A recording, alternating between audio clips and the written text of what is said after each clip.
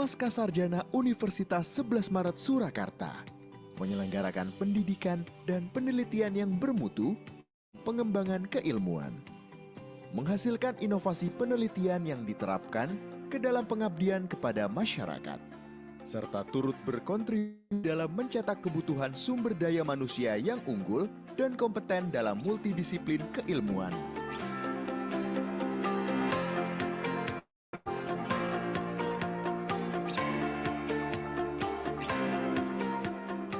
Dunia berubah dengan cepat, pandemi dan transformasi digital mengubah cara kita hidup dan cara kita bekerja. Kita hidup di dunia yang sangat kompetitif saat ini. Ekonomi kita global tanpa batas. Kita menjalani kehidupan yang kompleks dalam komunitas yang beragam. Ada peluang dalam situasi ketidakpastian ini. Di abad ke-21, kaum muda perlu menjadi pembelajar seumur hidup, individu yang percaya diri dan tangguh, juga perubahan yang bertanggung jawab. Sebagai institusi pendidikan, Sekolah Pascasarjana UNS mendukung mereka untuk menjadi inovator, wirausahawan, kolaborator, warga negara yang beretika, komunikator yang efektif, dan pencipta inovasi. Berdiri tahun 1998, kegiatan belajar mengajar di Pascasarjana Universitas 11 Maret didukung oleh tim pengajar yang unggul, terdiri doktor dan profesor lulusan dalam maupun luar negeri dari berbagai disiplin ilmu. Sekolah Pascasarjana adalah unsur pelaksana akademik setingkat fakultas yang bertugas menyelenggarakan dan mengkoordinasikan program Pascasarjana disiplin ilmu di Universitas 11 Maret.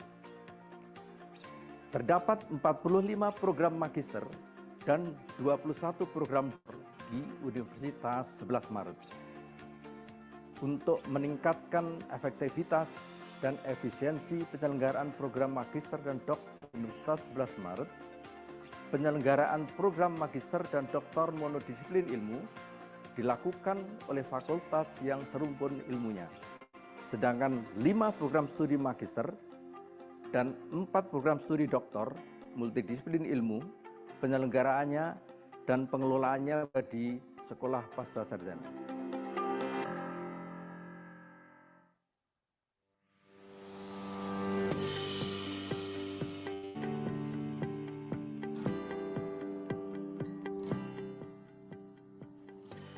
Sekolah Pascasarjana Universitas 11 Maret berkomitmen penuh dalam proses belajar mengajar melalui penyediaan berbagai fasilitas yang memadai dan dukungan non-akademik lainnya. Melalui sistem perencanaan yang berstandar kinerja dan dukungan sistem informasi, Sekolah Pascasarjana terus berkomitmen memberikan dukungan terbaik dalam akademik, pengembangan riset, dan pengabdian masyarakat, juga peningkatan kerjasama dan internasionalisasi di era global. Dalam upaya meningkatkan angka partisipasi di dalam aktivitas riset strategis yang berdampak, maka dipandang perlu membuat sistem inovasi penelitian berbasis riset group di Sekolah Pascasarjana UNS. Saat ini terdapat 4 riset group untuk mendukung budaya inovasi di Sekolah Pascasarjana Universitas 11 Maret. Sistem pembelajaran penilaian di Sekolah Pascasarjana Universitas 11 Maret memberikan landasan bagi semua untuk mengembangkan pengetahuan, keterampilan, dan disposisi sukses dalam pendidikan, pekerjaan, dan kehidupan lebih lanjut. Sekolah Pascasarjana Universitas 11 Maret Surakarta memiliki berbagai prodi unggulan, salah satunya Magister Ilmu Kesehatan Masyarakat, dengan berbagai minat yang dapat dipilih, diantaranya promosi kesehatan dan perilaku. Saya memilih promosi kesehatan dan perilaku karena jenjang karir yang luas tidak hanya dibutuhkan di pelayanan kesehatan saja, tetapi juga dibutuhkan di instansi pendidikan, perusahaan-perusahaan BUMN, dan juga perusahaan di bidang pertambangan. Program Studi Magister Ilmu Kesehatan Masyarakat Sekolah Pascasarjana Universitas 11 Maret memberikan kesempatan kepada mahasiswa untuk dapat menyelesaikan studi dalam waktu 3 semester. Saya Salah satu alumni yang dapat menyelesaikan studi dalam waktu 3 semester merupakan kebanggaan bagi saya untuk dapat menyelesaikan studi dalam waktu 3 semester. Tentunya semua ini ditunjang dari tenaga pendidik yang berkompetensi, fasilitas memadai, serta adanya keterbaruan dari penelitian yang saya gunakan. Saya sendiri menggunakan riset penelitian meta-analisis yang dapat membantu saya dalam melakukan studi selama 3 semester. Hello everyone. Perkenalkan, nama saya Elik Jazahai, saya dari Rwanda. Mahasiswa S2 Ilmu Lingkungan di Universitas Sebelas Maret, Surakarta. I would like to share my experience while I'm studying in Indonesia, where I meet with different peoples from different countries. As we are coming from outside of Indonesia, all of us we have different cultures, but because of the Universitas Maret, all of these cultures can make together in order to everyone can share the different cultures. Hello everyone, I'm Fidel Iraguha. I'm from Rwanda and I'm a student of Master's Program, Environmental Science, Graduate School, Universitas Sebelas Maret, Surakarta. After completing my study here, I will go back to my country, my home country, Rwanda, where I will give my contribution to achieve the CDGs and to deal with the environmental issues. I'm so proud to be of academic community of Masters of Environmental Science, Graduate School, University of Sebelas Maret, Surakarta. Pasca Sarjana Universitas 11 Maret telah menjadi ruang belajar yang nyaman bagi para mahasiswa. Ditunjang dengan berbagai fasilitas pembelajaran yang memadai, staf yang profesional, membuat layanan kepada mahasiswa semakin berkualitas.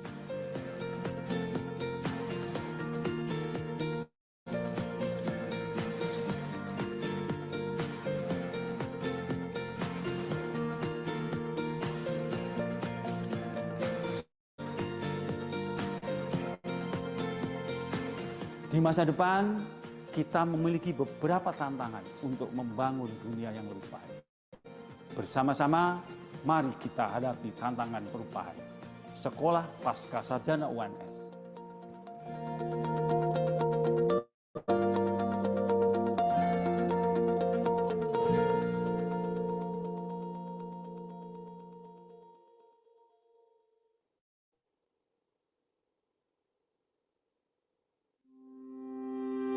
The world faces a significant global challenge as the human population is projected to reach 9 billion by 2050. Food security ranks among the most urgent international issues. The COVID-19 pandemic has further strained health worldwide. Fossil fuels, predominant in electricity production, emit greenhouse gases that exacerbate climate change. The last decade has been the worst ever recorded, leading to devastating climate disasters. It is necessary to accelerate the transition to an affordable, reliable, and sustainable energy system by investing in renewable energy and implementing environmentally friendly energy technologies. Universities are in advancing global welfare. Universitas Sebelas Maret, as a higher education institution, has become the common thread holding together all solutions for the 17 Sustainable Development Goals through its learning, research, and community service programs. Every year, Universitas Sebelas Maret deploys more than 1,000 students and more than 1,800 lecturers to the community service program, together with research activities from lecturers, to solve various problems in society. Regarding food issues, Universitas Sebelas Maret develops various plant varieties and climate soil mapping with adequate laboratory facilities.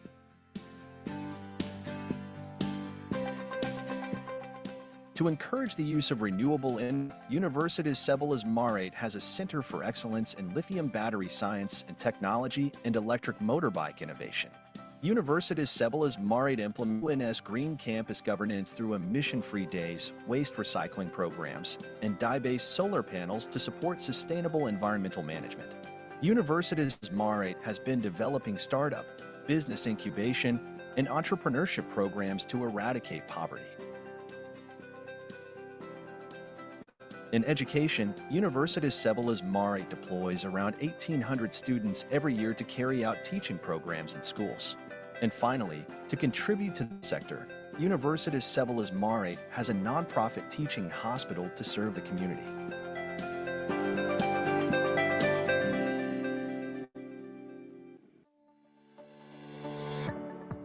At Universitas Sebelas Maret, we believe that a university's true legacy is not only about knowledge creation, but in the meaningful impact it brings to society.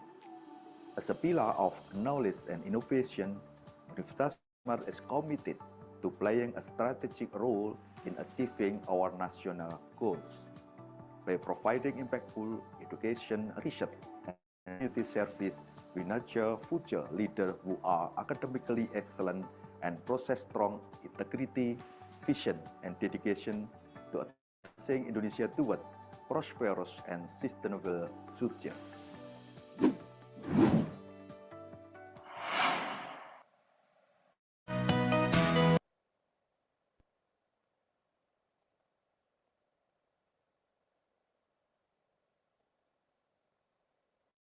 Ladies and gentlemen, may I respectfully ask for your attention as the session is about to begin. And before we begin, allow me to share several important reminders and guidelines for all participants throughout today's event. First, please join Zoom 15 minutes before the event starts.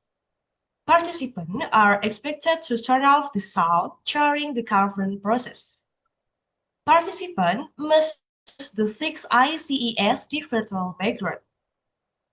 All participants will be in the silent mode by the committee, except for the research person or moderators and participants who are permitted by the committee. Please change your name with the right format. Participants can ask by writing question in the chat room with the format name, _instance, _speaker being addressed, and understand question.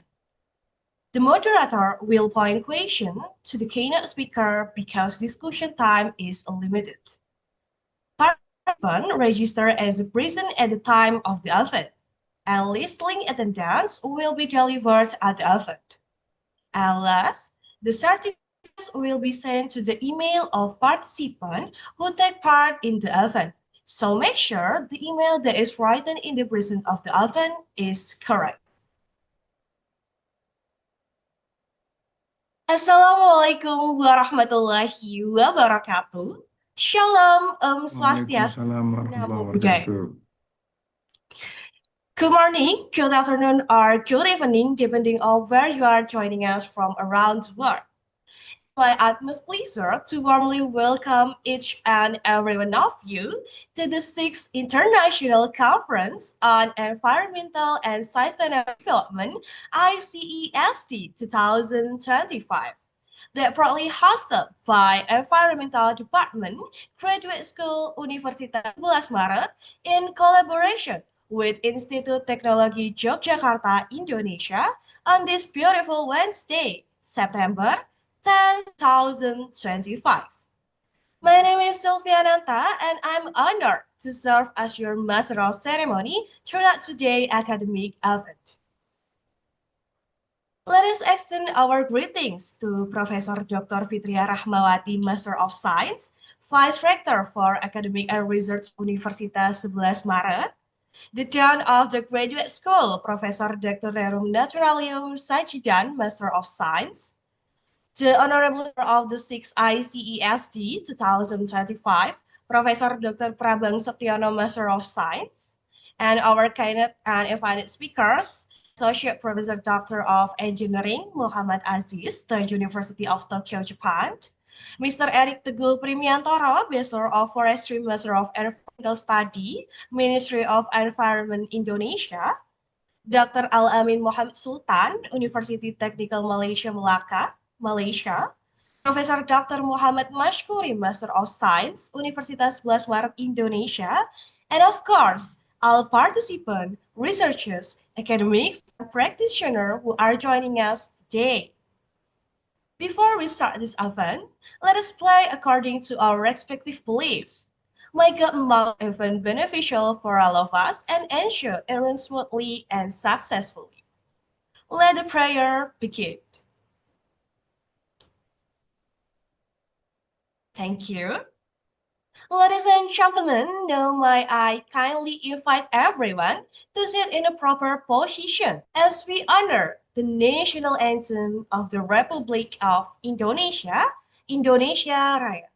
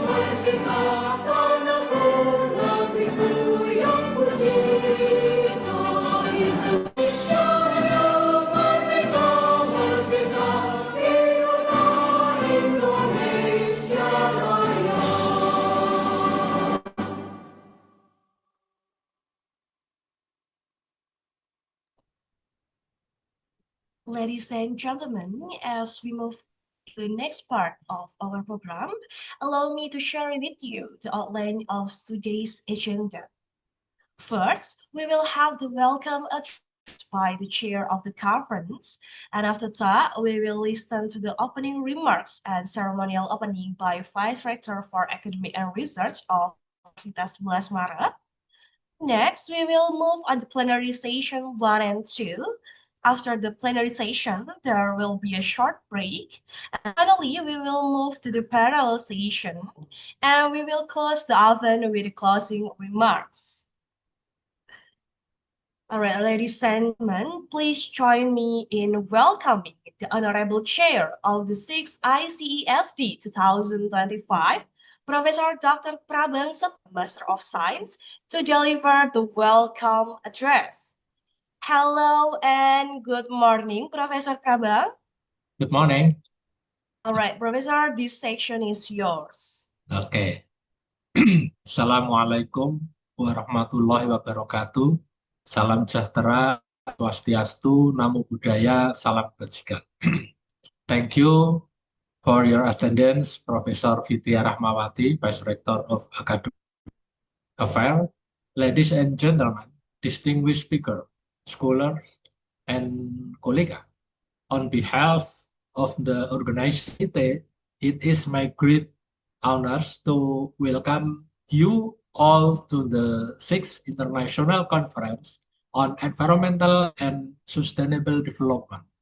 This year, the doctoral program in Environmental Science Department at Universitas Sebelas Maret, collaboration Institut Teknologi Yogyakarta, is organizing the 6th International Conference on Environmental and Sustainable Development half-hour theme fostering sustainable future through integrated waste management and environmental protection, reflect not only an academic concern, but also an urgent global challenge. Our deepest gratitude for the willingness and presence of the invited speaker, Associate Professor Dr. Engineering Muhammad Aziz, the University of Tokyo, Japan, Dr. Al-Amin Mohammed Sultan, University Technical Malaysia, Melaka, Malaysia, and Profesor Dr. Muhammad Mashkuri, MSI, Universitas 11 Maret, Indonesia, and Eric Teguh Primantoro, SHUT, MES, Ministry of Environment, Indonesia. This conference has 57 articles to be precise, which will be included in the indexes proceeding. Waste management is no longer a technical issue alone. It is deeply connected to climate change, resource efficiency, public health, and the future resilience of our societies. Through integrated approach, bridging science, policy, and community practice, we can move closer to a sustainable future that protect ecosystem will advance human well-being. I would like to extend sincere gratitude to our keynote speaker, partner, and participant who have traveled from around the world to share their expertise and perspective. Your contribution will enrich our collective understanding and inspire collaborative solutions. I invite you to actively engage, exchange ideas, and build network throughout this conference. May our discussion not only generate knowledge, but also foster action that make sustainability a less reality. With that, I officially open the conference. Thank you, and I wish us all a fruitful and inspiring dialogue. I would also like to our colleagues from Institut Teknologi Jakarta for their excellent cooperation during the preparation of this conference. Wassalamualaikum warahmatullahi wabarakatuh. Chair Komite ICESD. Thank you. Thank you, Professor Prabang, for the insightful opening. Ladies and gentlemen, we will proceed to the official of the conference. And with great honor, I invite Professor Dr. Fitria Rahmawati, Master of Science, the Vice Rector for Academic and Research, Universitas 11 Maret, to officially open the 6th ICESD 2025. Hello and good morning, Professor Fitria. Hello, good morning. All right, Professor Fitria, this section is yours. Okay, thank you. Assalamualaikum warahmatullahi wabarakatuh. Good morning, everyone. Salam sejahtera, Om Swastiastu, Namo Buddhaya, and Salam Kebajikan. The Honorable Dean of Graduate School, the Honorable of Doctoral Degree in Environmental Science, distinguished keynote speakers, respected college, and all participants. On behalf of Universitas 11 Maret, I welcome you all to the 6th International Conference on Environmental and Sustainable Development, ICESD. This annual gathering has become an important academic forum where scientists, practitioners, policymakers, and students meet to exchange insights, share innovation, and build collaboration. This year's themes, which is fostering sustainable futures through integrated waste management and environmental protection, is highly relevant to today's global environmental challenge. Biodiversity loss, and the resilience of communities. By integrating scientific research, policy innovation, and community action, we can find paths to transform waste from a problem into a resource while ensuring the protection of our ecosystem. And of course, I want to express deepest appreciation to our distinguished keynote speakers, Associate Professor Muhammad Aziz from the University of Tokyo, Japan, Dr. Alamin Muhammad Sultan from University Technical Malaysia, Melaka, Professor Dr. Muhammad Maskuri from Universitas Sebelas Maret, Mr. Eric Teguh Primiantoro from the Ministry of Environment, Republic of Indonesia. I believe that your perspective and expertise will significantly enrich the discourse and inspire future collaboration. I also thank our college from Institute Teknologi Yogyakarta for the excellent cooperation during the preparation of this conference. I'm proud to note that the conference successfully gathered 77 scientific papers, which will be presented and published in indexed proceeding. This reflects our commitment to sharing and advancing knowledge and hopefully contributing to overcoming environmental problem. Finally, I invite all participants to engage actively during the conference and initiate some collaborative works and expand the networks between UNS and other institutions. With that, by reciting Bismillahirrahmanirrahim, I officially open the conference, the 6th International Conference on Environmental and Sustainable Development 2025. I wish you have a fruitful and inspiring conference. Thank you very much. And before I close this speech, I apologize because I have class at 9 and 10. Then I have to leave this Zoom soon after this opening ceremony. Thank you very much for your kind attention. Wassalamualaikum warahmatullahi wabarakatuh. Thank you, Professor Fitria, for officially opening today opening, and thank you for joining us today, Professor. And ladies and gentlemen, before we move to the next agenda, we kindly invite all of you to stay with us for our documentation. So please turn on your cameras and get ready as we will take several group photos. I will count each slide. So slide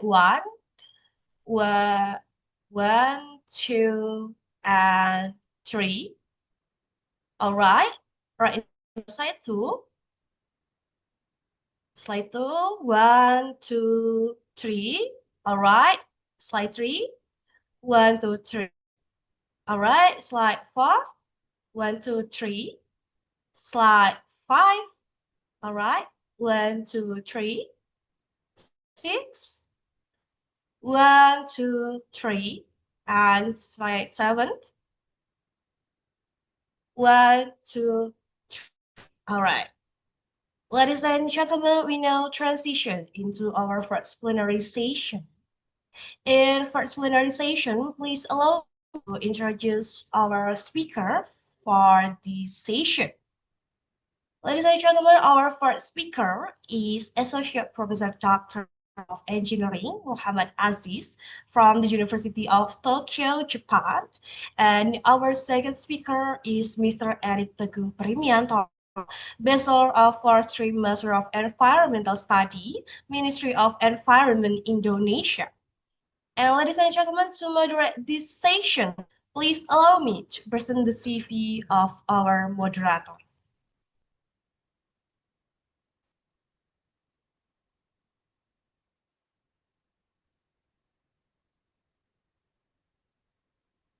All right, ladies and gentlemen, so our moderator is Mr. Muhammad Taufal Makmun, PhD. He is the head of English Department, Faculty of Cultural Science at Universitas Sebelas Maret, and his expertise focuses on American culture, globalization, and their influence on Indonesian cultural identity.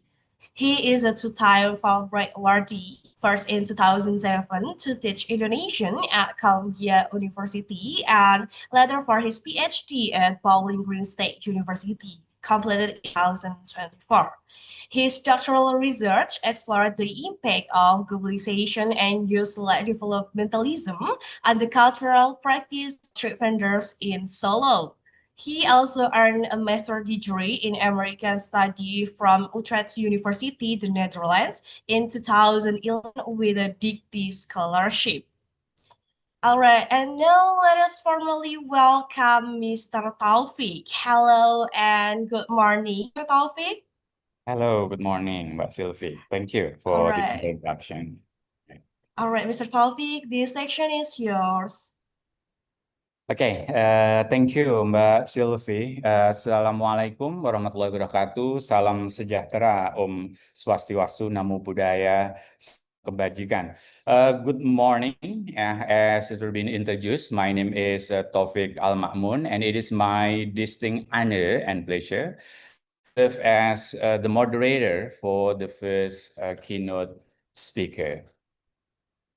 I mean, the first session of the two keynote speakers in this session of the 6th International Conference on Environmental and Sustainable Development. And I think, I believe that we are like a thrill with such a strong this international academic gatherings for the researchers, practitioners, and also policymakers that all we are today, I think, united for the common goal with the theme that already been set by the committee, fostering sustainable futures through integrated waste management and environmental protection. So I think this virtual space is also a testament, I think, we also a space for us to share our commitment in addressing the planetary challenges today, and I think it's also most pressing. So in terms of environmental issue, and the theme that we explore today, only the innovative waste technology and also the circular economy to pollution control and land restoration are not academic concept. So they are also essential pathways to a more resilient and sustainable world and the future world for all, that I think becoming our major concerns right now. And I think we have truly exciting session ahead of us, as already been introduced by briefly by our MC, that we now we have our first session, the invited speaker.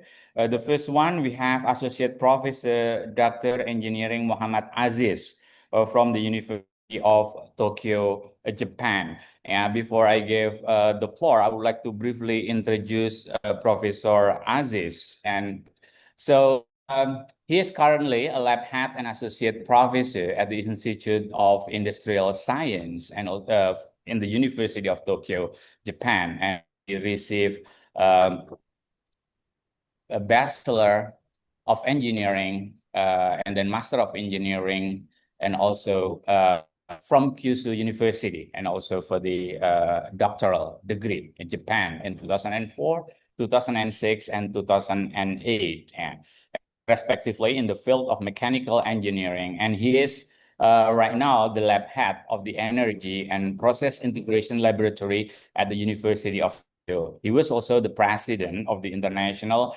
Indonesian Scholars Association, or Ikatan Ilmuwan Indonesia International 2020 until 2022. Also from,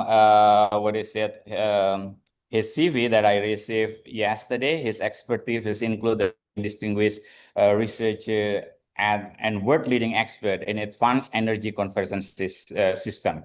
His specific research focuses on renewable energy utilization and smart grids, hydrogen production, storage and utilization, AR and digital twin application in energy system, and also vehicle or V2G and battery technology. And also need to mention his credential, author of over 300 peer-reviewed article with significant its index of 54, and it's really high, and recognized as world's top 2% scientists by Stanford University 2021-24, and recipient of numerous prestigious awards, including the Japan Institute Energy Award.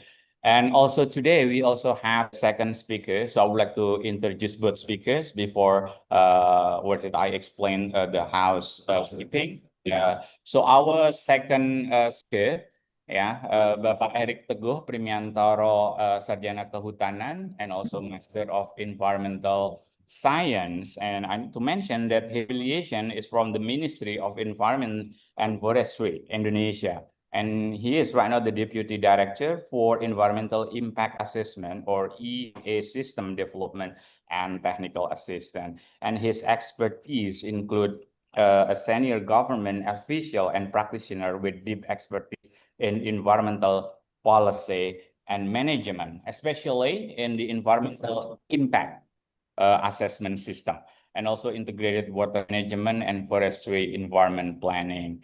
And I also need to mention his credential that he brings a feel on the ground perspective from within the Indonesian government for our conference today. And his academic background include a master's in environmental science, MES, from York University, Canada, specializing in integrated watershed management, and a forestry degree from Indonesia. And I think session will offer a powerful combination of cutting-edge academic research and technological innovation from Professor Aziz, paired with practical and also policy-driven application and implementation from Mr. Erik Primiantoro, providing a comprehensive view on fostering sustainable future.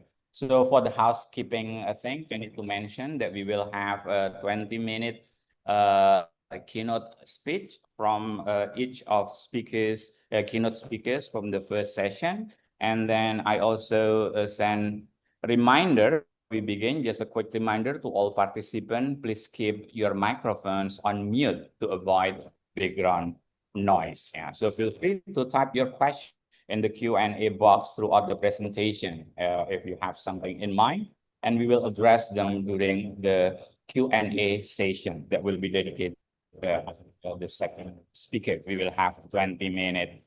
So today, for the first session of this keynote, Professor Aziz will have the presentation that today really align with our goal in fostering sustainable future, and he will be speaking the critical topic on waste to energy toward a clean and sustainable society.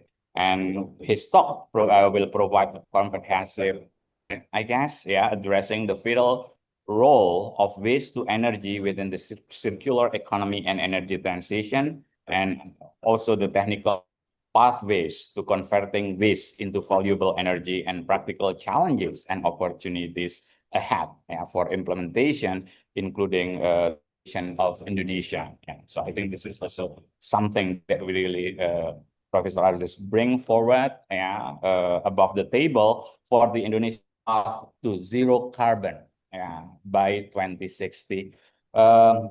Professor Aziz, the floor, the virtual floor is yours right now for 20 minutes, please. Okay, thank you very much, Pak Taufik. A very nice introductions and my gratitude actually. So I just would like to share my presentation files first. Okay. Can you see my slide over there, Pak Taufik? It is fine. Okay. Thank you very much. Assalamualaikum warahmatullahi wabarakatuh. Very good morning. Selamat pagi to all of you. It is my great pleasure to be invited today. I am Aziz from the University of Tokyo, and I just would like to appreciate highly to all of the committee, especially to Prof. Bambang and also Prof. Fitria, and also the committee, as well as also the participants for this conference. And as Pak Taufik mentions, that my title for today's talk will be the waste to energy to a clean and sustainable society. So I will talk briefly about some basic things, and also after that probably some technical things, because my background is basically mechanical engineering, and we are talking about the development of the technology, especially also which is probably can be applied also for the waste management or waste conversions. So when we are talking about the energy sustainability, because it is not only talking about the waste. I mean, the waste will be also correlated with the this kind of energy, because finally we would like to utilize the waste. How actually we can utilize efficiently the waste in the future. So in terms of this energy sustainability, and I think it is not also limited to this the energy itself, but also in some aspects in our daily life. So we are talking about the first thing is about the energy security. So now we are talking about not only in the quantity aspect, but also in the quality aspect.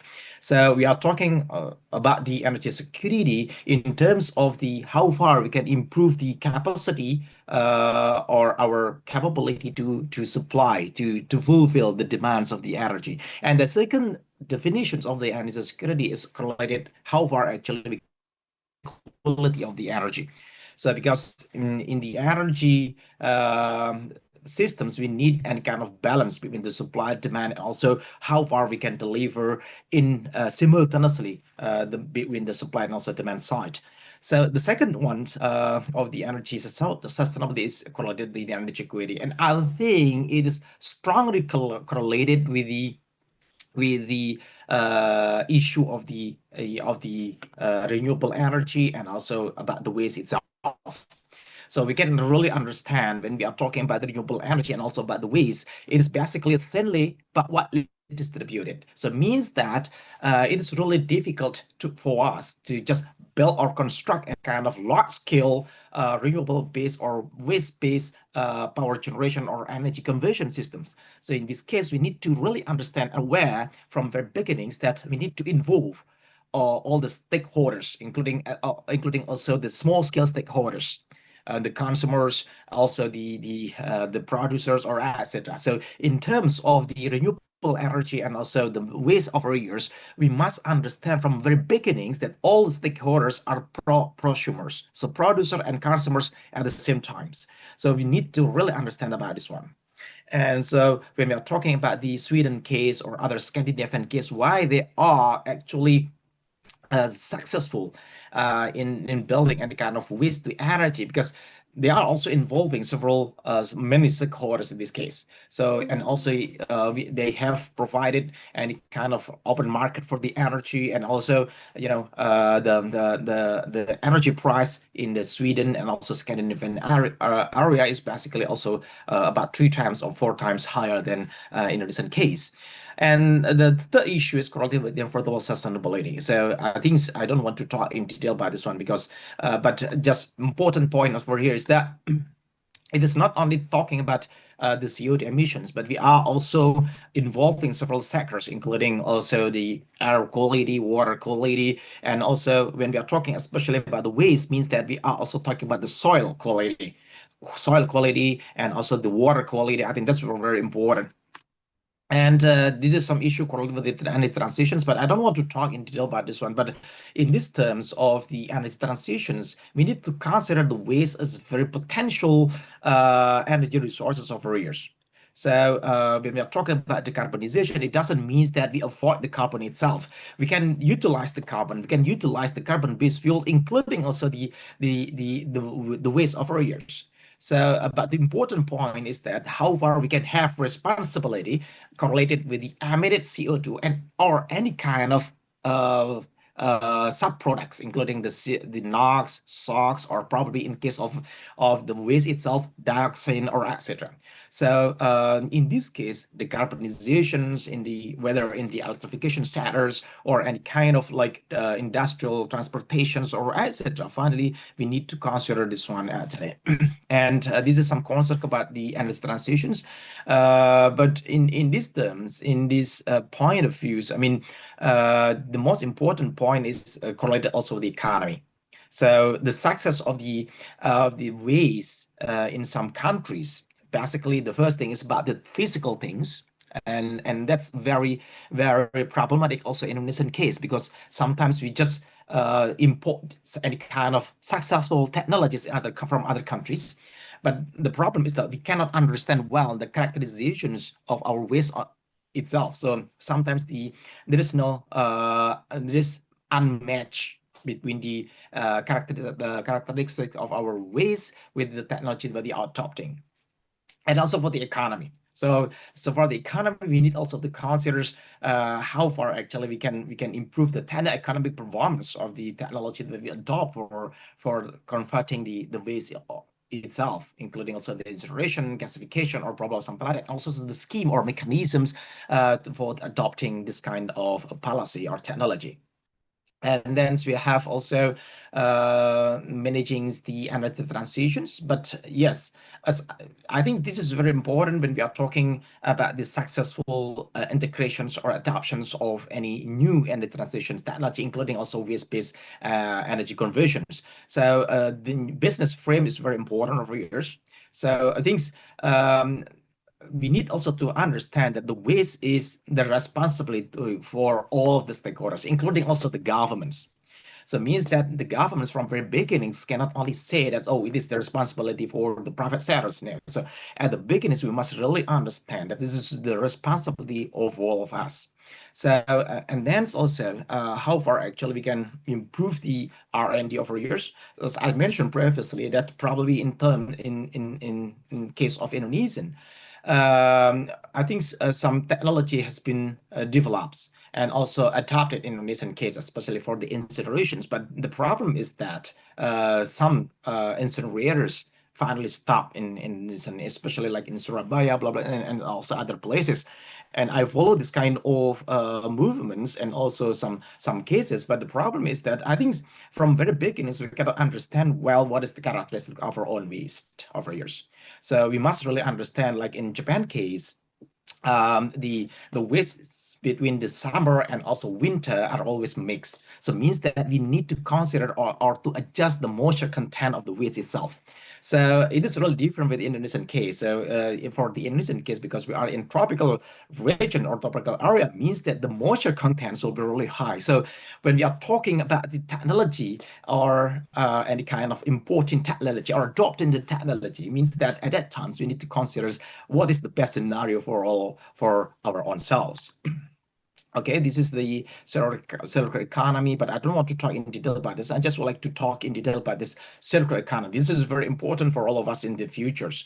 So we are moving forward for the linear economy to the circular economy over here. So in the circular economy, the basic idea over here is that we need to maximize the circulations of the materials and the energy inside the society. So some people are also considering any kind of local production and also local consumptions. But in this case, we should understand that in case that we can optimize or maximize the circulations of the material and energy inside the society, at the times what we are expecting for is that we can minimize the energy material inputs as well as also the output of the materials and energy. So in this case, we can minimize also the waste. And as I showed previously, that we are moving forward from the cradle to grave to any kind of cradle to cradle, means that minimally we can move forward with the cascade utilizations from single system to single process to other processes. It means that the materials or the byproducts from a single process can be utilized to the next process. So that the main idea in the material recirculations. Or the second one, in case that material recirculation is very hard, we can utilize or adopt any kind of material cascade utilizations.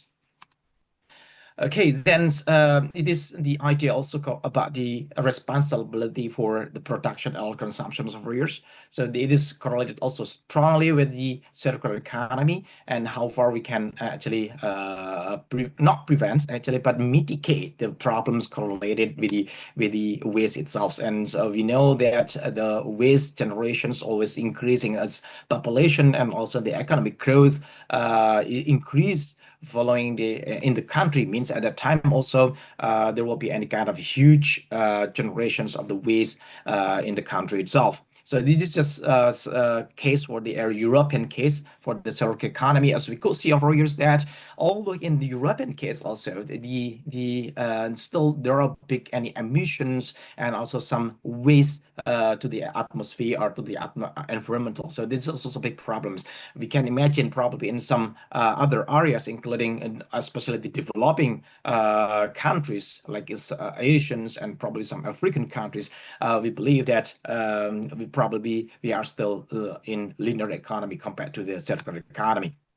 And these are some principles, circular economy principle in this case for recycling, for recovering, and also for cascading utilizations of the materials and the energy. So the first principle is correlated with the recycling. But I think recycling is very hard. I think that's the main target, but it's very hard. So we must be aware that in case that recycling or recirculation is very hard, means that we move to the second one, which is the cascade utilization. So we can utilize any kind of integration technology over years to facilitate any kind of cascade utilizations of the materials and also the energy. And then the third one is also correlated with the informations, education, and awareness. So as I mentioned previously, that the waste is the responsibility to all of the stakeholders, not only in part of the responsibility of the certain society in this case. So, okay, and then we move forward for the positions of the waste to energy over here. So the waste to energy basically can be categorized in the recovery case over here. So we would like to recover some part or not.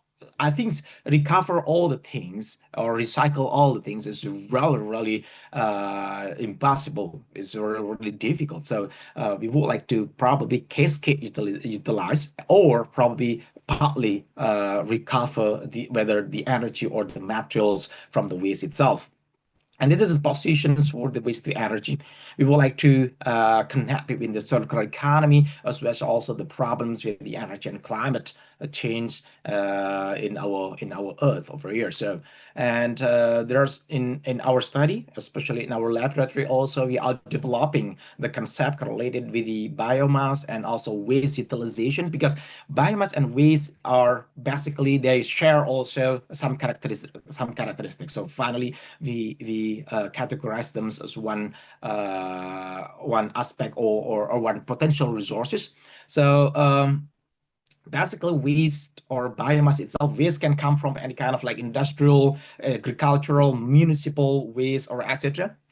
And it is really potential to be utilized for energy sources, including electricity, and probably for the chemical energy, including the hydrogen itself, and probably some metal fuels, heat, or etc. So the main idea over here is that how far we can utilize the biomass and also the waste to be converted to any kind of like high premium price of the energy.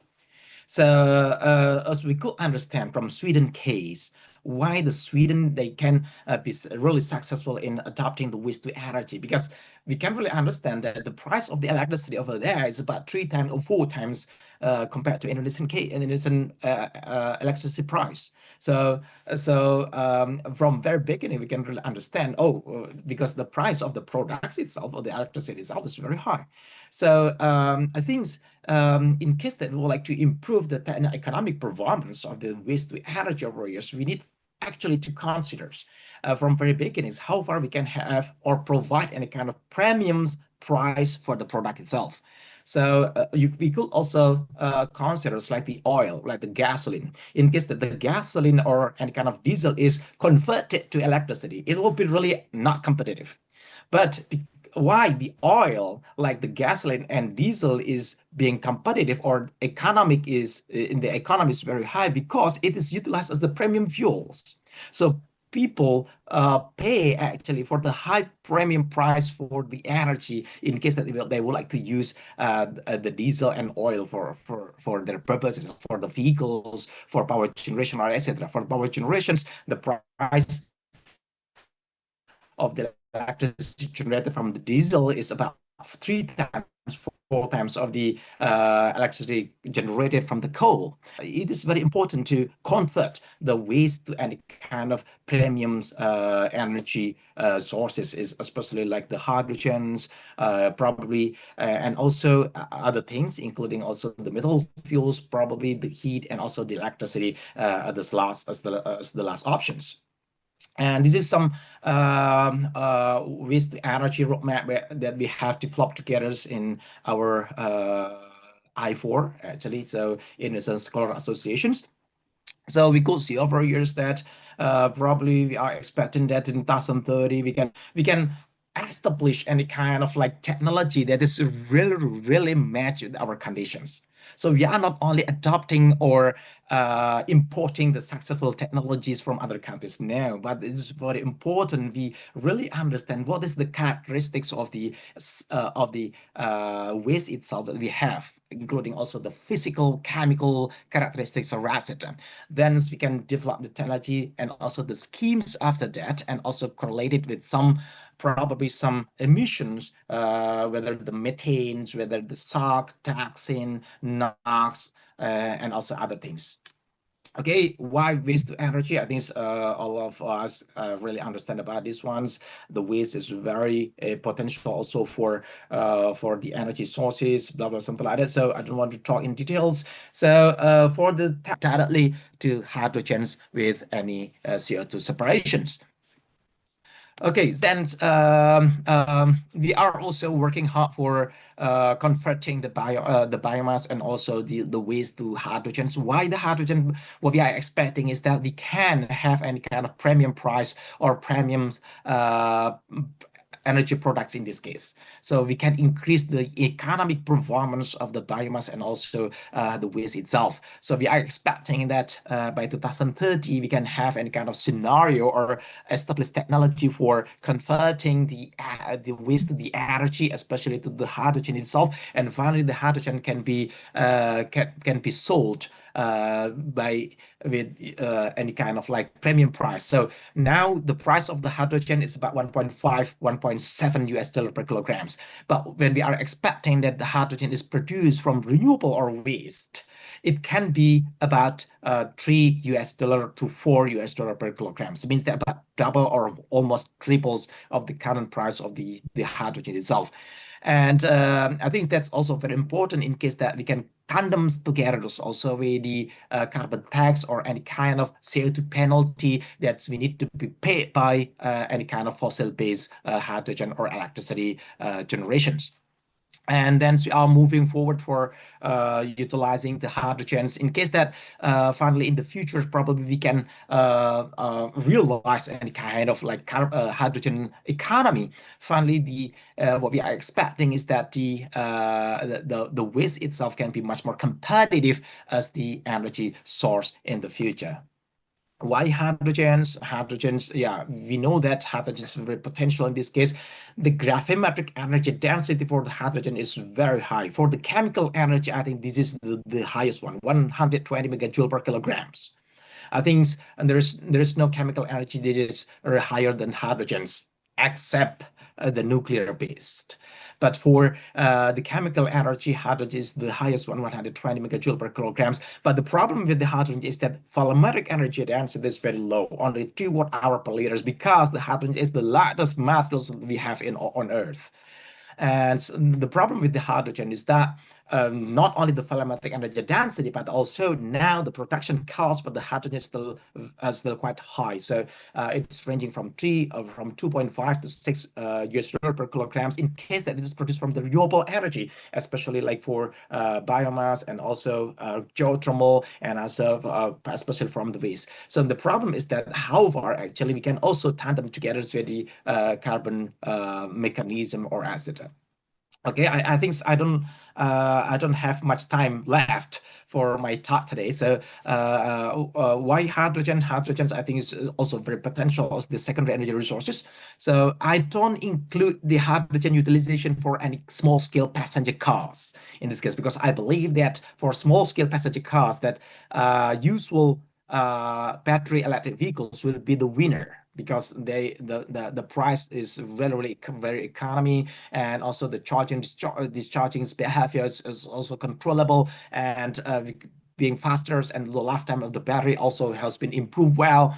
What we are expecting for the hydrogens is that it can be utilized for other larger utilizations which are requiring any kind of like high gravimetric energy density. So we can imagine it's like for the aviations, airplanes, for the manned shippings, and also for the train buses or etc. I think they are requiring any kind of high gravimetric energy density rather than any kind of volumetric energy density. So we are expecting the hydrogen is much more adaptable for these cases, and also other cases for the hydrogen is including also for the power generations. It will be really huge demands in the future, especially, and also including also the industrial decarbonization, especially for the steel making, iron making, cement, or etc. Because hydrogen is not only the fuel, because it also can act as the reducing gas or the chemical itself.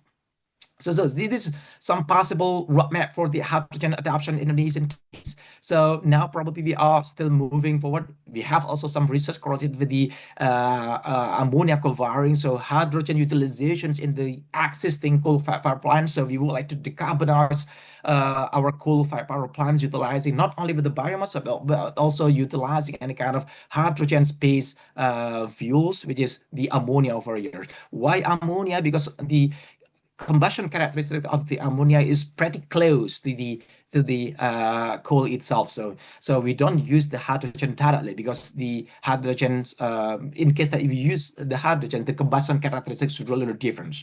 So hydrogen is really the flame velocity is very high. So the gaps between the coals will be really huge. So that's why we cannot co-combust together directly hydrogen with ammonia. But we need to convert first to the ammonia, and then ammonia can be co-fired with the coals. And we are expecting that in the futures, the applications of the hydrogen in Indonesian case also can cover any kind of other power generations, especially like for rural areas, remote areas, and also some big power generations with any kind of co-firing technologies or etc. And then we have also a utilization in industrial industrial sector, including also steel makings, iron makings, and also as well as also in the transportation sector. Okay, so yeah, but the problems correlated with the hydrogen's adoption in Indonesia is also very huge, correlated, especially with the technological mastery. That's also things that we need to be aware about. This problem also in Indonesia. So not only about the adopting the successful story, but the most important point over here is that we need to develop the best scenario match with our own condition, including also the chemical, physical conditions, tropical conditions, or etc. And then we need also to build any kind of infrastructures. Otherwise, we cannot get any kind of economy for the hydrogen and also for the waste itself. And then this is possible roadmap for Indonesian case. The critical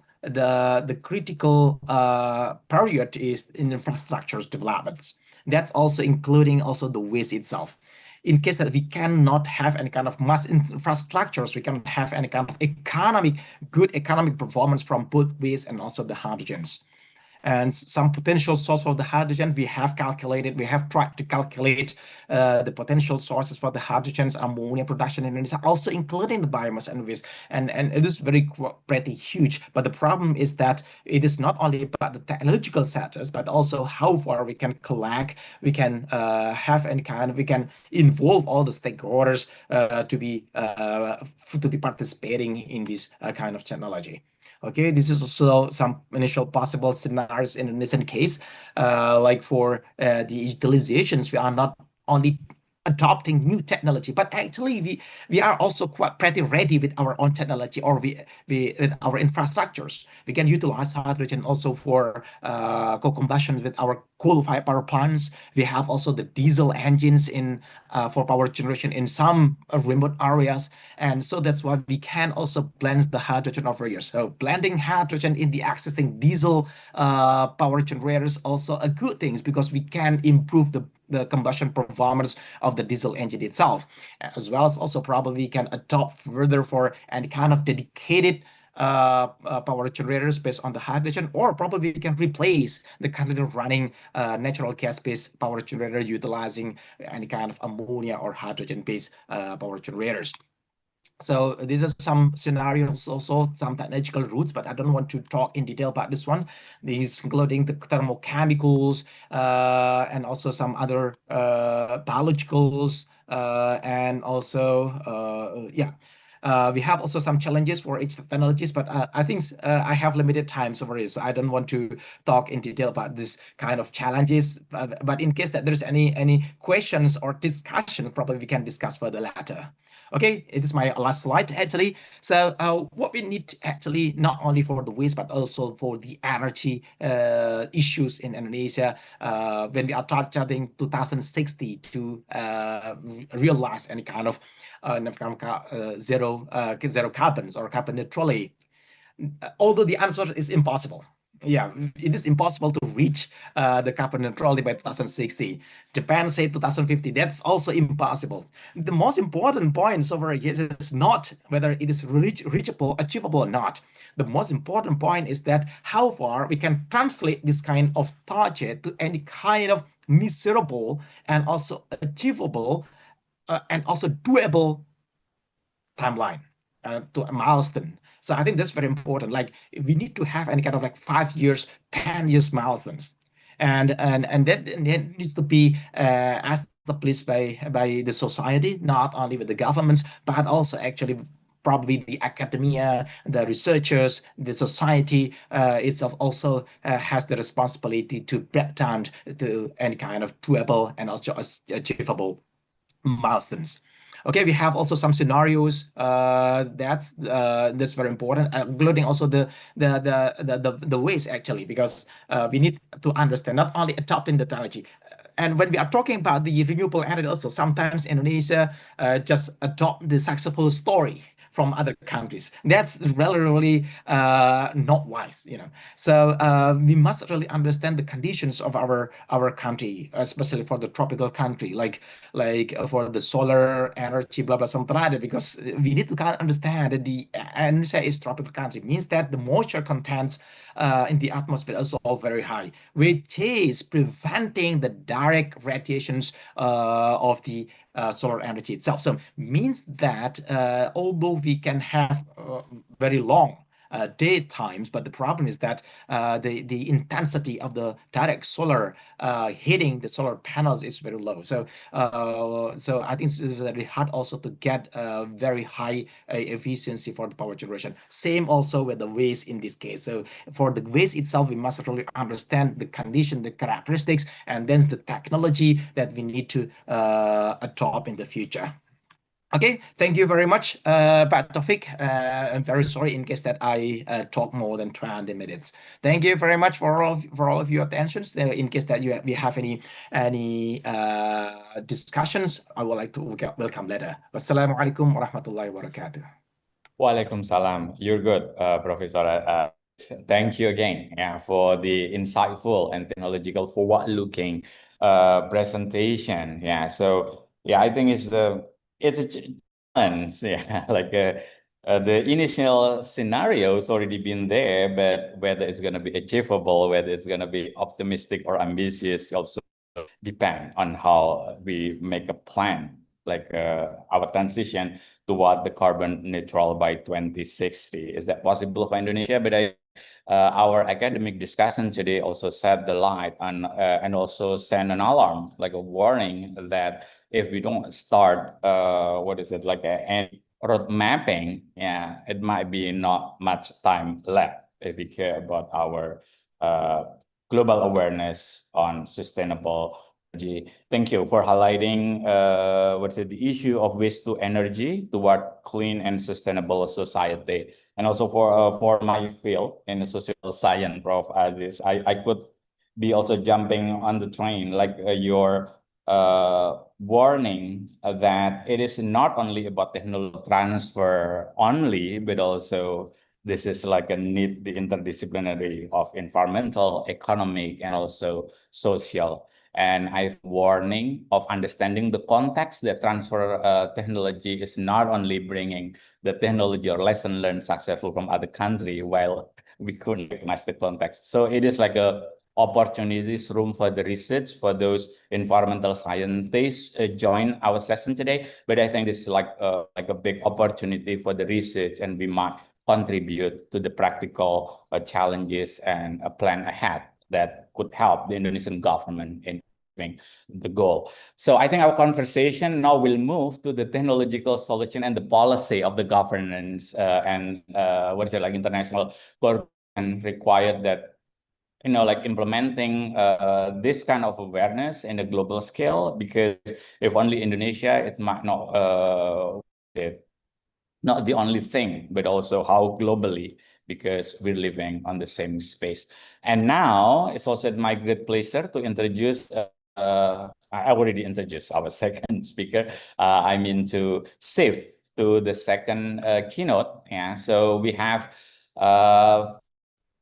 Bapak Erick Primiantoro, a senior advisor to the Minister of Environment for International Relations and Environment Diplomacy for the Republic of Indonesia.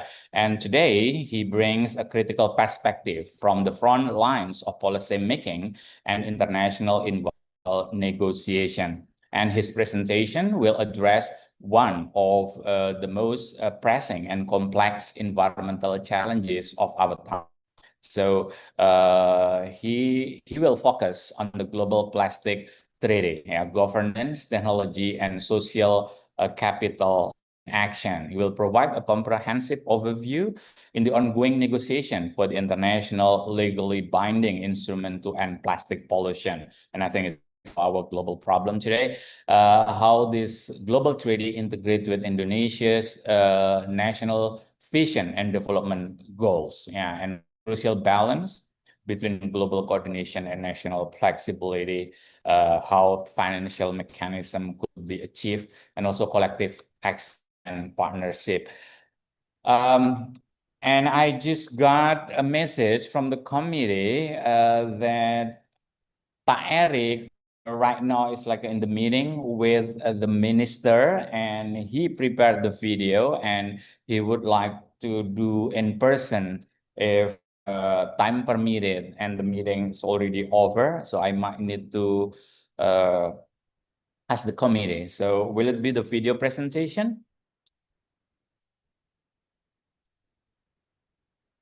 Yeah, so I think it seems that yes, it's going to be the video presentation. Okay, the virtual space, thanks to technology. Yeah, so it's also make it possible and flexible for our session today. So I would like to give the time for Pak Erick Teguh Primiantoro, Sarjana Kehutanan MES, for delivering his keynote speech. Yeah, the video, I think he's not joining us yet. So it's going to be the video presentation.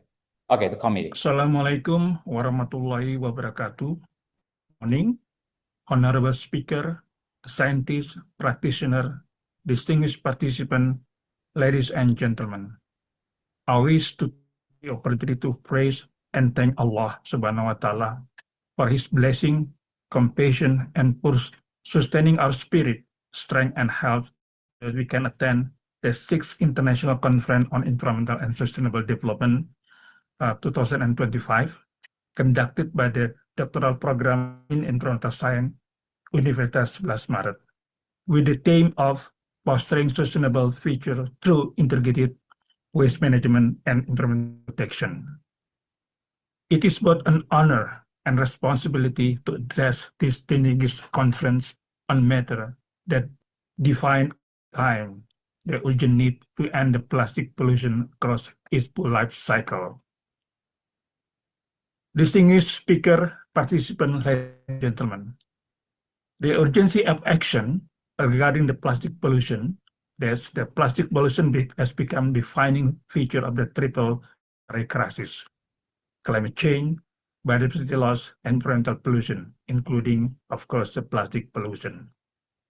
Plastic pollution has emerged as transboundary and systematic crisis. The rapid increase of the plastic production and consumption, coupled with the poor management of waste, has led to the severe impact on ecosystem, human health, and also the socio-economic development. The plastic waste pose risks that extend from local landscape to the global seascape. Microplastic are now found in the deepest ocean, in the air we breathe, and the food we consume, and even in the human body. This is not environmental issue. It is a development, economic, and human health crisis. It threatens the production of landscape and seascape, undermine the livelihood, and put at risk the well-being of the communities across the globe. Addressing the challenge require a full life cycle approach, from production, product design, to consumption, and final waste management, supported by the strong governance, robust technology, and also empower social capital. In response to the plastic pollution, Indonesia's response is grounded on our constitution of 1945, and we safeguard both human welfare and also the natural resources in sustainable manner, how to use the natural resources in a manner. And also guided by the Astacita, the 8th national mission of the president, where two of which are relevant to ending the plastic pollution. That is mission 2, advancing the green and blue economy through circularity, reduction, and resource efficiency. And mission 8, promoting harmony with the environment, culture, resilience, and sustainability. Our medium development plan, what we call the SPGMM 2025-2029, serve as the instrument to integrate economy, social environment on our pathway toward the Golden Innovation 2045. At its core is what we prioritize the integrated development and environmental protection as key, supported by the system infrastructure sustainability to address the plastic pollution in order to sustainable goal of the state vision and goal as stated in the Indonesian Constitution 1945. To end the plastic pollution, we must transform 3 interconnected pillars. First is the governance, how to establish the strong foundation from the global level, national level, and also the local level, and to develop the effective efficiency government arrangement, and also how to create or develop the innovative financial scheme or creative financial mechanism. And then transforming the technology, harnessing the robust science-based data information, especially integrated and thematic social information, and also alongside with innovation and the global standard to end the plastic pollution. And then how to transform the social capital, how to develop mobilizing the strategic partnership, and also develop strengthen the capacity, the competency. It means the training capacity, training course, and also what we call the certification also, and communication and engaging and involving the public to end the plastic pollution. By transforming this pillar, we create the foundation for long-term and systematic solution. Plastic pollution is, as I mentioned before, is the transboundary problem. Discarded plastic do not respect border. They flow the river, wind, and ocean current, spreading the impact from one jurisdiction to another jurisdiction, from the local landscape to the global landscape also. Therefore, it is clear that no one nation can solve this problem alone. We require international binding instrument to comprehensively address the full cycle of plastic in order to end the plastic pollution, in order to protect human health and also the environment. This includes the production and design, consumption, waste management, and also including the cleanup of the existing plastic pollution.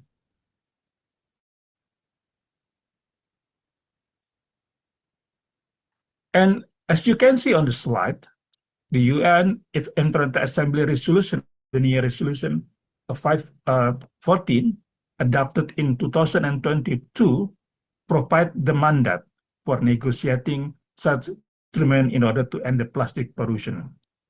The ongoing work of the ENC committee to therefore the treaty, the global plastic treaty, that ambitious, addressing the entire the plastic life cycle, equitable, recognizing the circumstances and capability of the nation, and action-oriented, ensuring the implementation, compliance, and accountability to end the plastic pollution. If we look at the draft, the ANC draft, the chair text ANC 5.2, it reflects the integrated approach that contain also the transformation of the three-dimensional, as I mentioned before. And in order to bridge the differences among the nation regarding the content of the plastic treaty, Indonesia has proposed how to structure the draft into the thematic cluster.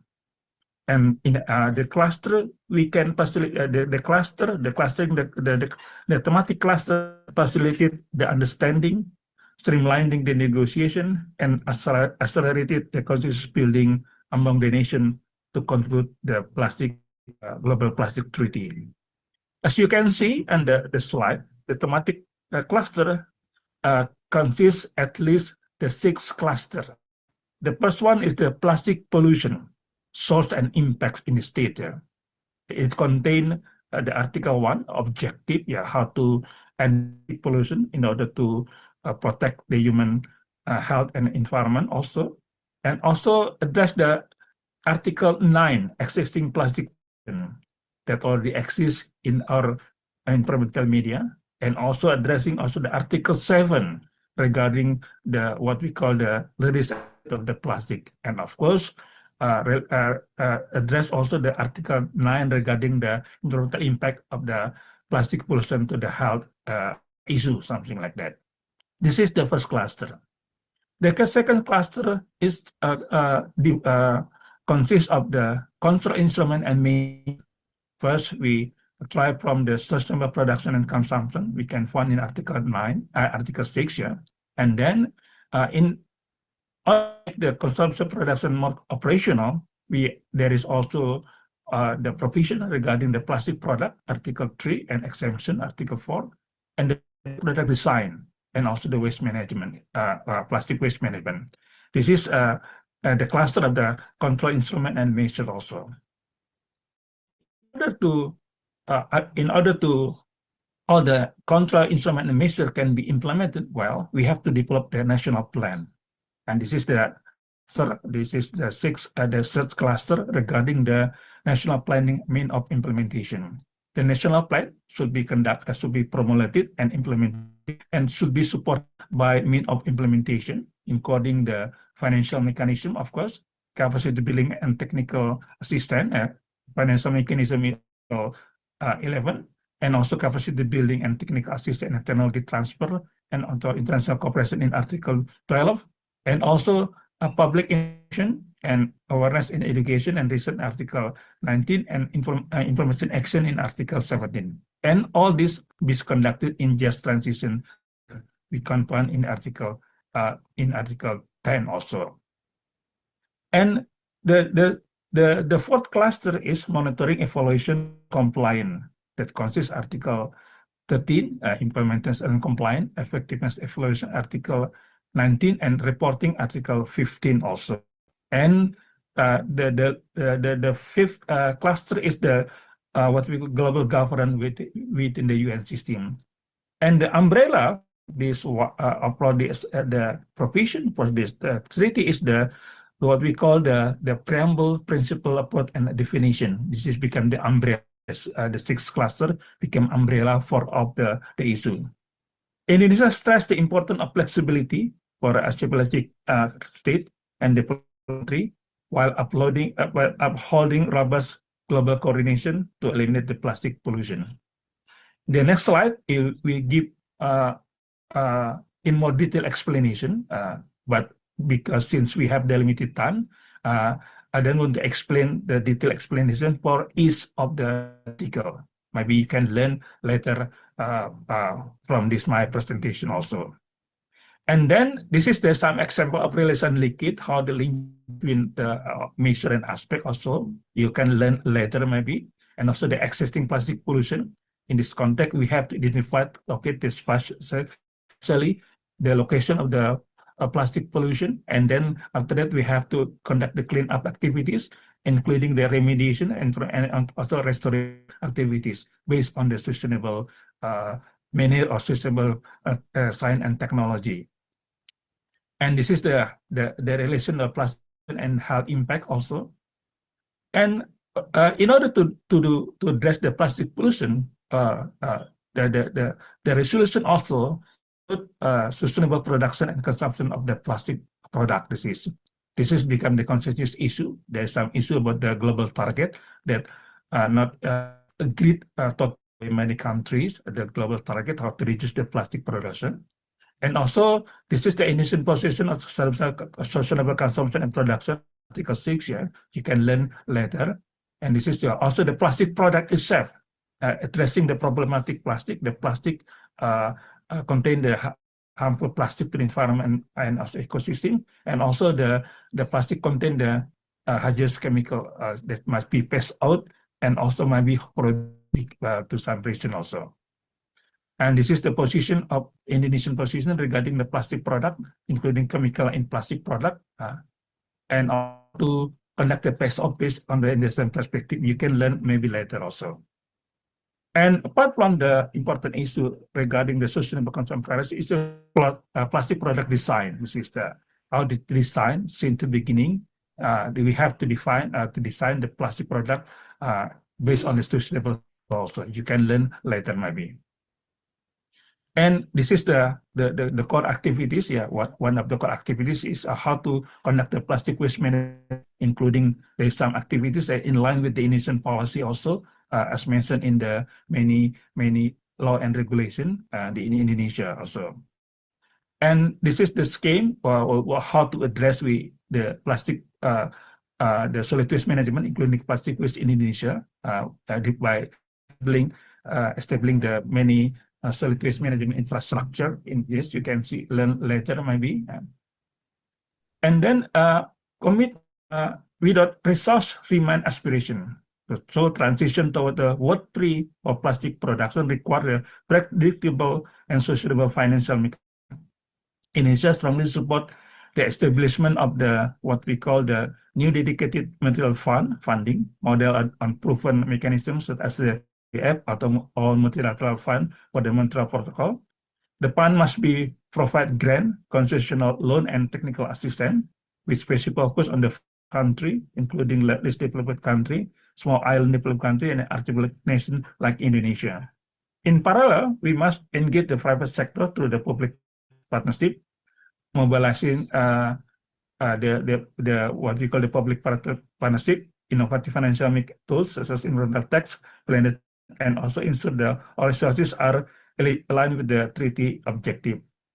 Indonesia itself is investing heavily between 2025 and 2029 in order to achieve the 100% of solid waste management managed properly.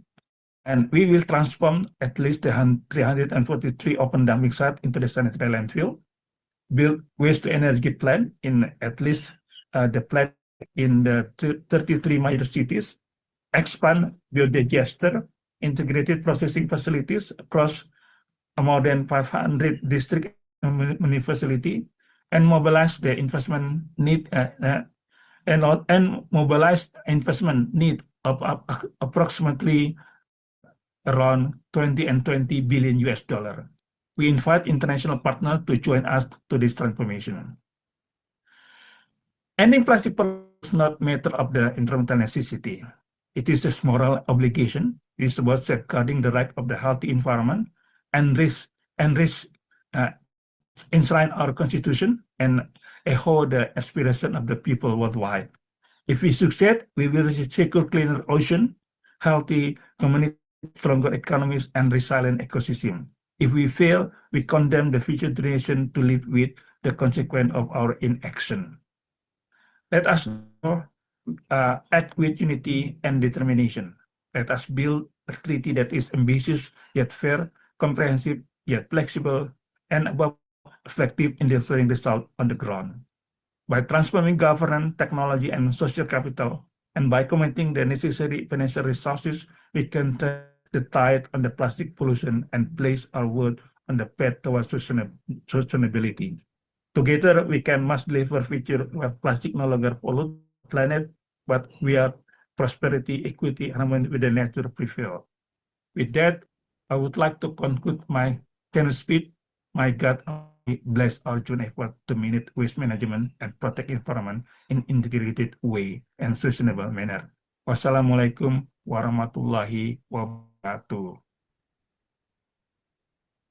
Okay, so thank you very much for Mr. Eric Primiantoro from the Ministry of Environment, the Republic of Indonesia. I think it's also a very crucial perspective on the global policy and governance needed to combat in combating the plastic pollution. So we have now heard two powerful and complementary keynotes. I think it's also both are the important discourse nowadays regarding our environmental challenges of the both keynotes.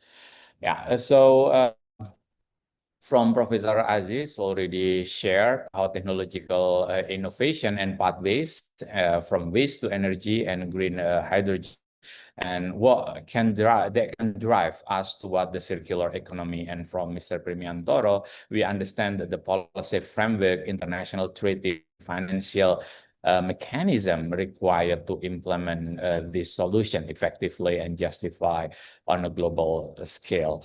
So I think the time for us to have the let me check the time that we have. I think we still have perfectly 20 minutes because there is one of the that actually eliminated after this. So we have until 10:20. As we don't have Pa Eric over here, but we still have Professor Aziz over here.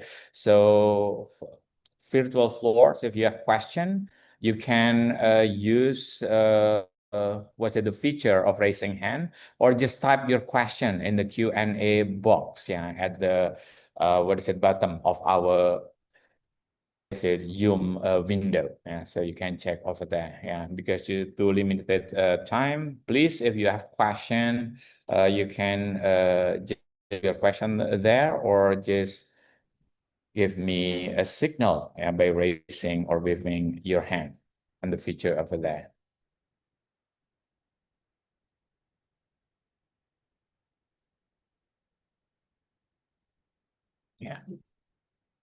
Well, I think as we already have a question over there. So Prof. Aziz, I would like to read from Rama Zakaria that Prof. Aziz, very interesting. According to your slide, how can Indonesia's energy transition roadmap be designed to avoid technology mismatch and ensure the local adaptability? So Prof. Aziz, so we can just Okay, thank you very much, Mr. Rama. Very good question, actually. So, as I mentioned previously, that for avoiding a kind of mismatching technology, and I think in this case, because we are now developing country, so it is very important from very beginnings that we adopt any kind of technology which is no regret options. Now, means that, okay, like for the developed countries, like Japan's, probably US, or probably some or other countries, they can develop any kind of cutting edge technology with any kind of high risk for the adoptions.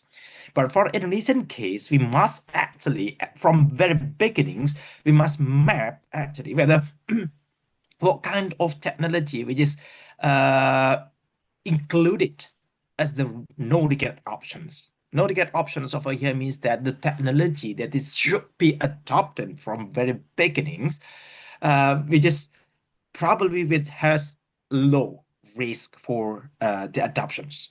So, but for the problem is that how far we can figure out this kind of no regret options technology. All right. So to we have several options for the waste to energy or any kind of any conversions to hydrogen technology or etc. We have many options, but the problem is that we need actually to blend any kind of some recipes, not only adopting the technology, especially like for the incinerators that we have developed, that we have adopted in Indonesia, failed for several cases, right? So we must be really honest in this case. I mean, the adoptions of the incinerator in Indonesia from very beginnings, we didn't consider sufficiently about the characteristic of the waste itself, you know.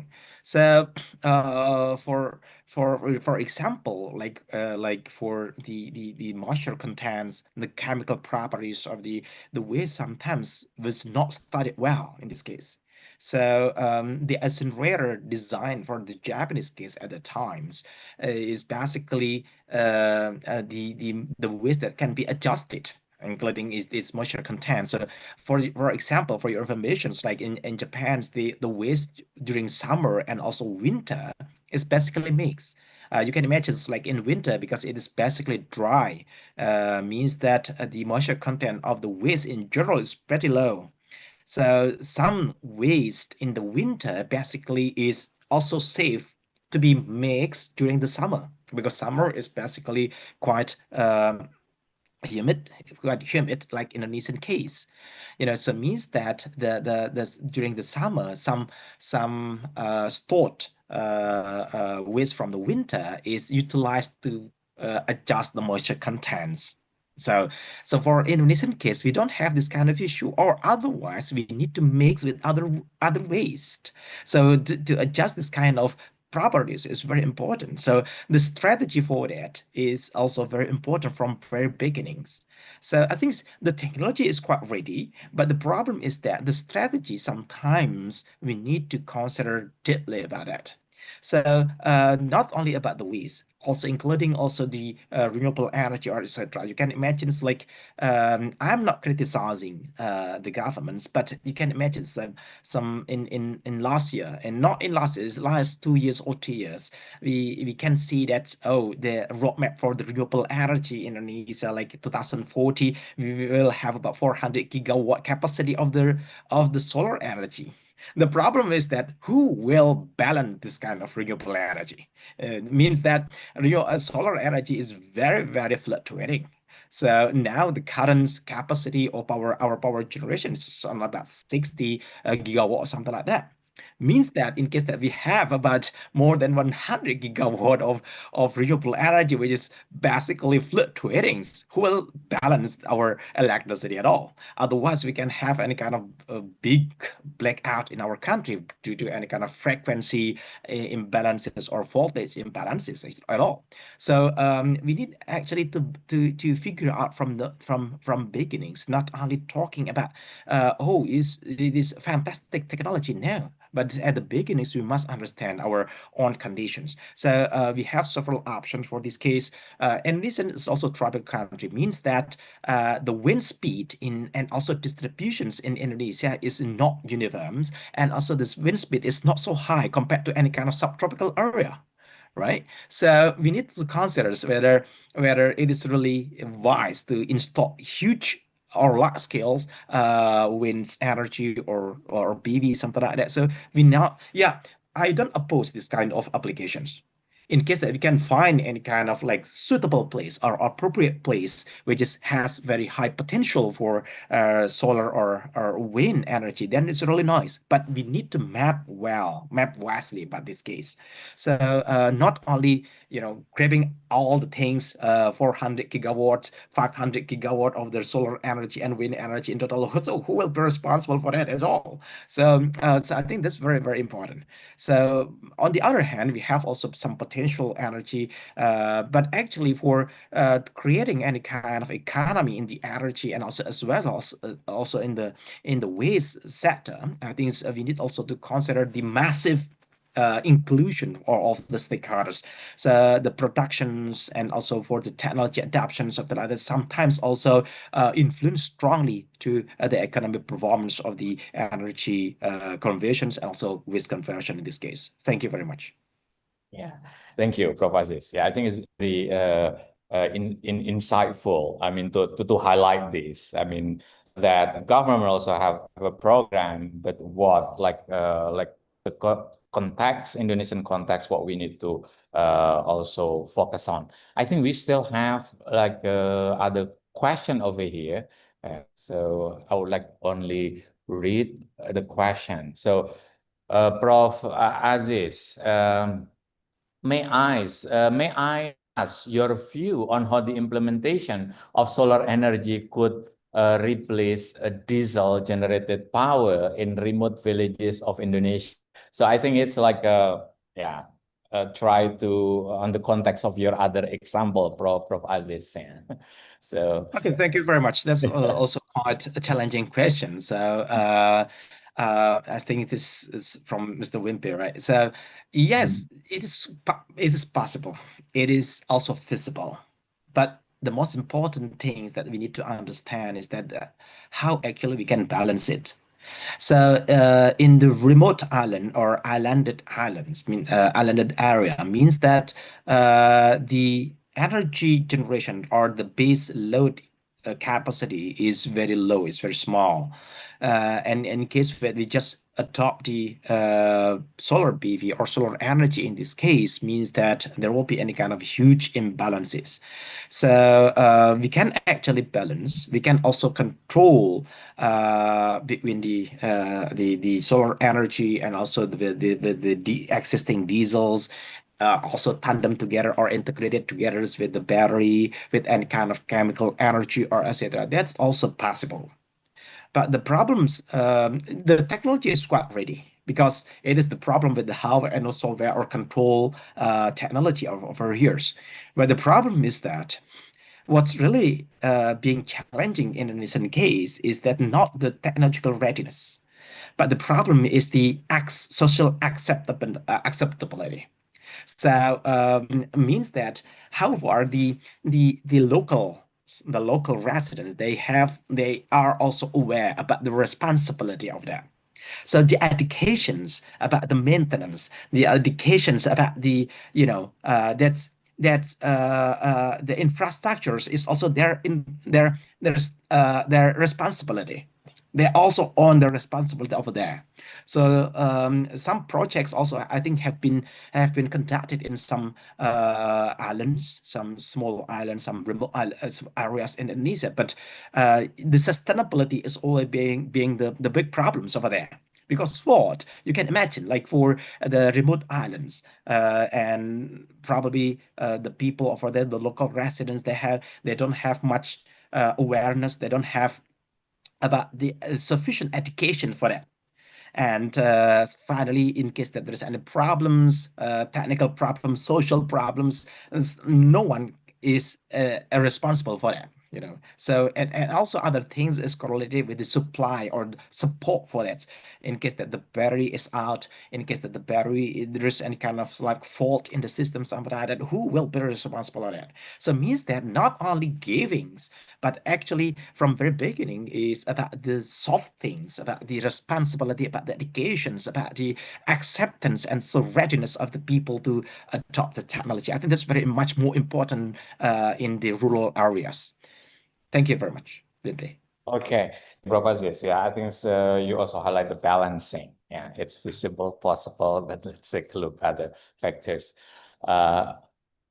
Aziz, question. So it could be like what do you call it? So from Vika Afrilias. So I think our committee already put the question over there. Maybe like also shifting from what you have discussed, but it's about re-evaluating and revaluing biomass, like as what is it? Your opinion, how can we avoid competition between the use of the biomass for energy and its use for food or other materials? How can market mechanism help determine the priority of biomass use sustainably? Okay, thank you very much. Okay, I also read another questions. Okay, I proceed first from Ms. Vika. So it is very we are facing with this kind of discussions always. So when we are talking about the biomass, biomass is the materials, biomass is the feedstock, is really much more economy. But actually, we could see like what was really happens in Brazil. Brazil, when I have discussion with the professor from Brazil, why Brazil succeed with the adoptions of the bioethanol for their case, and they massively, largely crop plant and also crop the corn over there. So they just answer actually because it is strategically guarded by the governments. So in case that we can get and kind of like case of the Brazil from very beginnings started from the governments. They issued the policy, and all the stakeholders followed that. You can imagine it's like and the agricultures follow for the plantations and also harvestings, and then also the like the gasoline stands, they also change for supplying the bioethanol at the times, and also for technological things for the cars itself. It is just it's upgraded to be bioethanol ready. So I think in case that we have any kind of like massive policy, and we can do everything with the massive things, finally we can find the economic performance over here. So that's also things that's really happen in Brazil. So once again, I think we don't need to compete. Okay, we have any kind of like hierarchy. I mean, it's like for the economic point of view, proper the materials for the feedstock is really much better. But I think the demands for this kind of material, for like biomass for the cooking oil, biomass for cosmetics, something that is not so big. But in case like Brazilian case, we can expect that the huge demands for finally for this kind of biomass, and also for the waste, finally for the energy, then we can create any kind of like a massive guided biomass and also a waste energy in this case. So I think the success story from the Brazil can also be learned by Indonesian case, especially by the government itself. It is impossible to completely copy all the things from the Brazil, but I think it's really better that we can learn what really happens behind it, not only talking about partial adoptions of the biomass and also waste in this case. And I think another question is correlated also the I electric think it's vehicles. getting warm Okay, up. I think it's just really, give some seconds about it. Okay. It's Okay. related to the you mentioning about massive policies like a government intervention, and then versus the advancement, and how actually the challenges in Indonesia, just combined with the question. Yes. Okay. For the electric vehicles, yes. Basically, although the electricity is generated from the coal, we can really understand that each country has the coefficients of the CO2 emissions from the electricity sector. So although we are still talking, we are talking in the whole life cycle assessment, LCA in this case. So we are not only talking about the energy conversions for the vehicle itself. So in terms of the electric vehicles, the energy conversion inside the electric vehicle itself can reach about 40%. That's including because the battery basically is charged by the electricity, and we can imagine it's like the generations efficiency of the electricity is, especially like in Indonesian case, I think it's about 35% to 37%. So but electric vehicles basically equipped with any kind of regenerative braking technology. So that's additional about 3% to 5%, means that we are brakings. We are not utilizing any kind of physical braking. We utilize also the physical brakings, but also before that, we utilize the motor to generate the electricity first. That's called as the regenerative braking. So in total, the total efficiency of the electric vehicles usually range between the 37 to 42% of efficiency. But in case we utilize any kind of ICE or conventional vehicles, the thermochemical conversions efficiency over there is only about 23% in total. While in case that we adopt any kind of hybrid technology, because we tandem also with the battery and also with the motor over there, it can be increased about 30 to 35%. So talking about the energy efficiency, yes, electric vehicles basically is much more efficient in terms of the total energy efficiency. But again, I think in case that the electricity is generated from the coal, and the energy, the CO2 emission coefficients in that country is still very high from the coal, means that also another challenge. On the other case, in case that the ICE, but it is based on the bioethanol, that's also quite environmentally friendly. So we need to consider it. But in case that the conventional vehicles utilizing any kind of gasoline from the oil, still the electric vehicles, although generated from the coals, in general, the CO2 emission is much more lower compared to the gasoline-based ICE vehicles. Thank you very much for your questions. Okay, thank you, Prof. Aziz. So I think because of the time limitation, we need to end the session, but we still have some minutes. Prof. Aziz, if you would like to give advice in terms of policy making, one, and then second, in terms of research, that because there are like many researchers and call it in the environmental science, what advice that you would like to give to all those joining this conference? Yeah, we are, as the researchers, the academia, I think we are the frontiers in this case. We are in the people who are standing at the cutting edge or cutting point of this one. So I think this is very important for all of us, so to understand what is the problem, what is the backgrounds, what is the technology. We need to improve our capacity and also capability in this case. We need to clearly clarify what is the problems and how we should move forward in the future.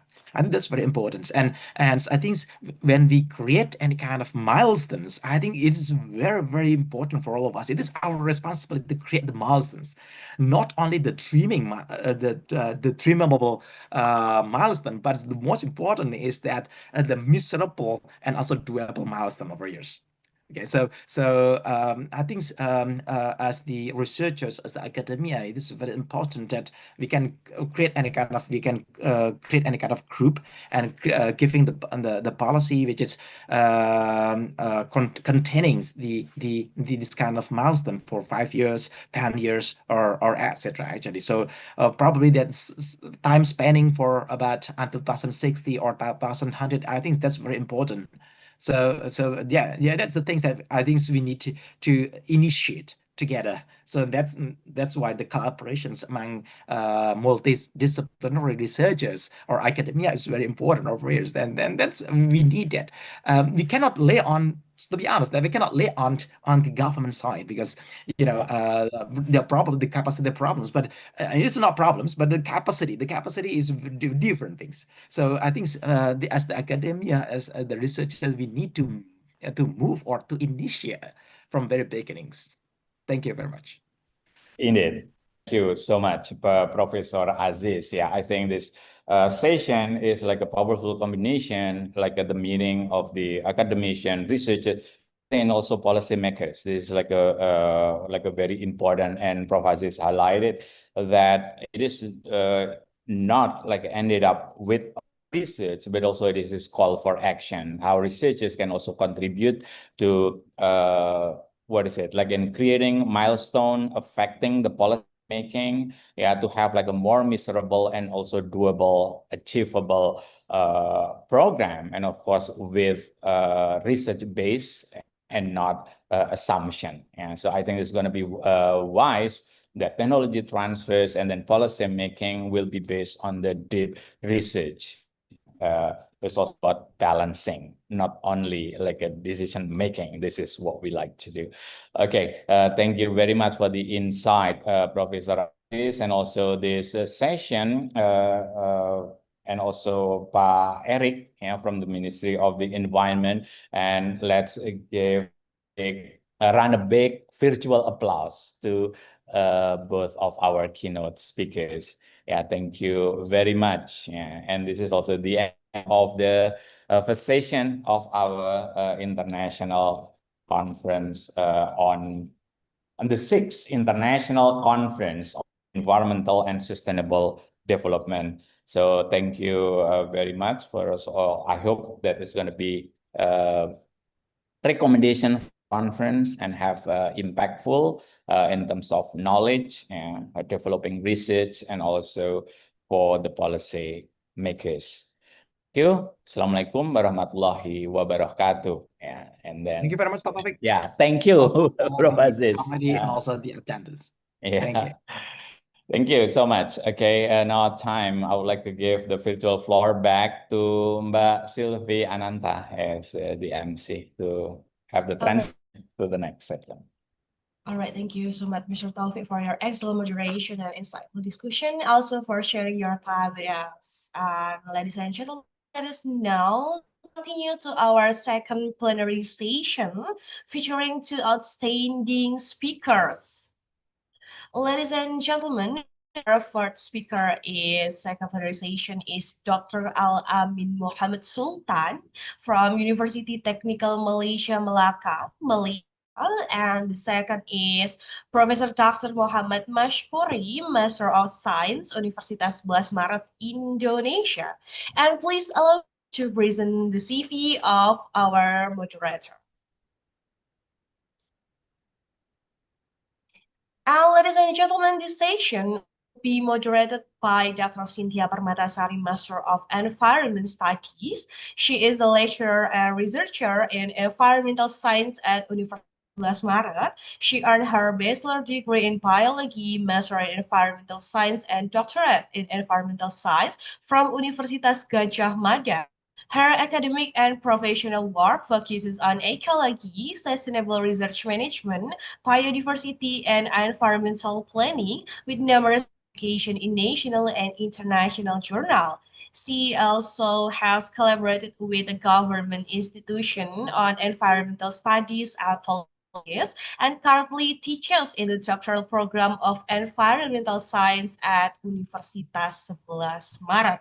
All right, now, ladies and gentlemen, let's formally welcome Dr. Cynthia. Hello and good morning, Dr. Cynthia. Hello, good morning, Mbak Sylvie. Dr. Cynthia, this session is yours. Okay, thank you so much. Assalamualaikum warahmatullahi wabarakatuh. Good morning, distinguished guests, respected speakers, and all participants. Welcome back to our international conference on environmental and sustainable development, and we are now entering the second main session. My name is Dr. Cynthia Permatasari, and I'm honored to serve as the moderator of this session.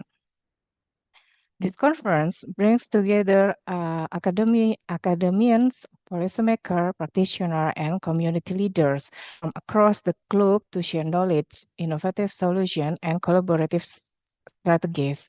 Our focus is on how integrated waste management, strong environmental protection efforts can become key pillars in building a sustainable future for generations to come.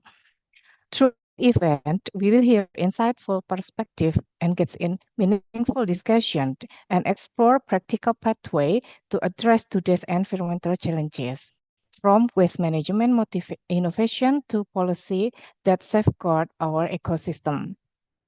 As your moderator, I will guide you through the session, ensuring that our discussion runs smoothly and productively.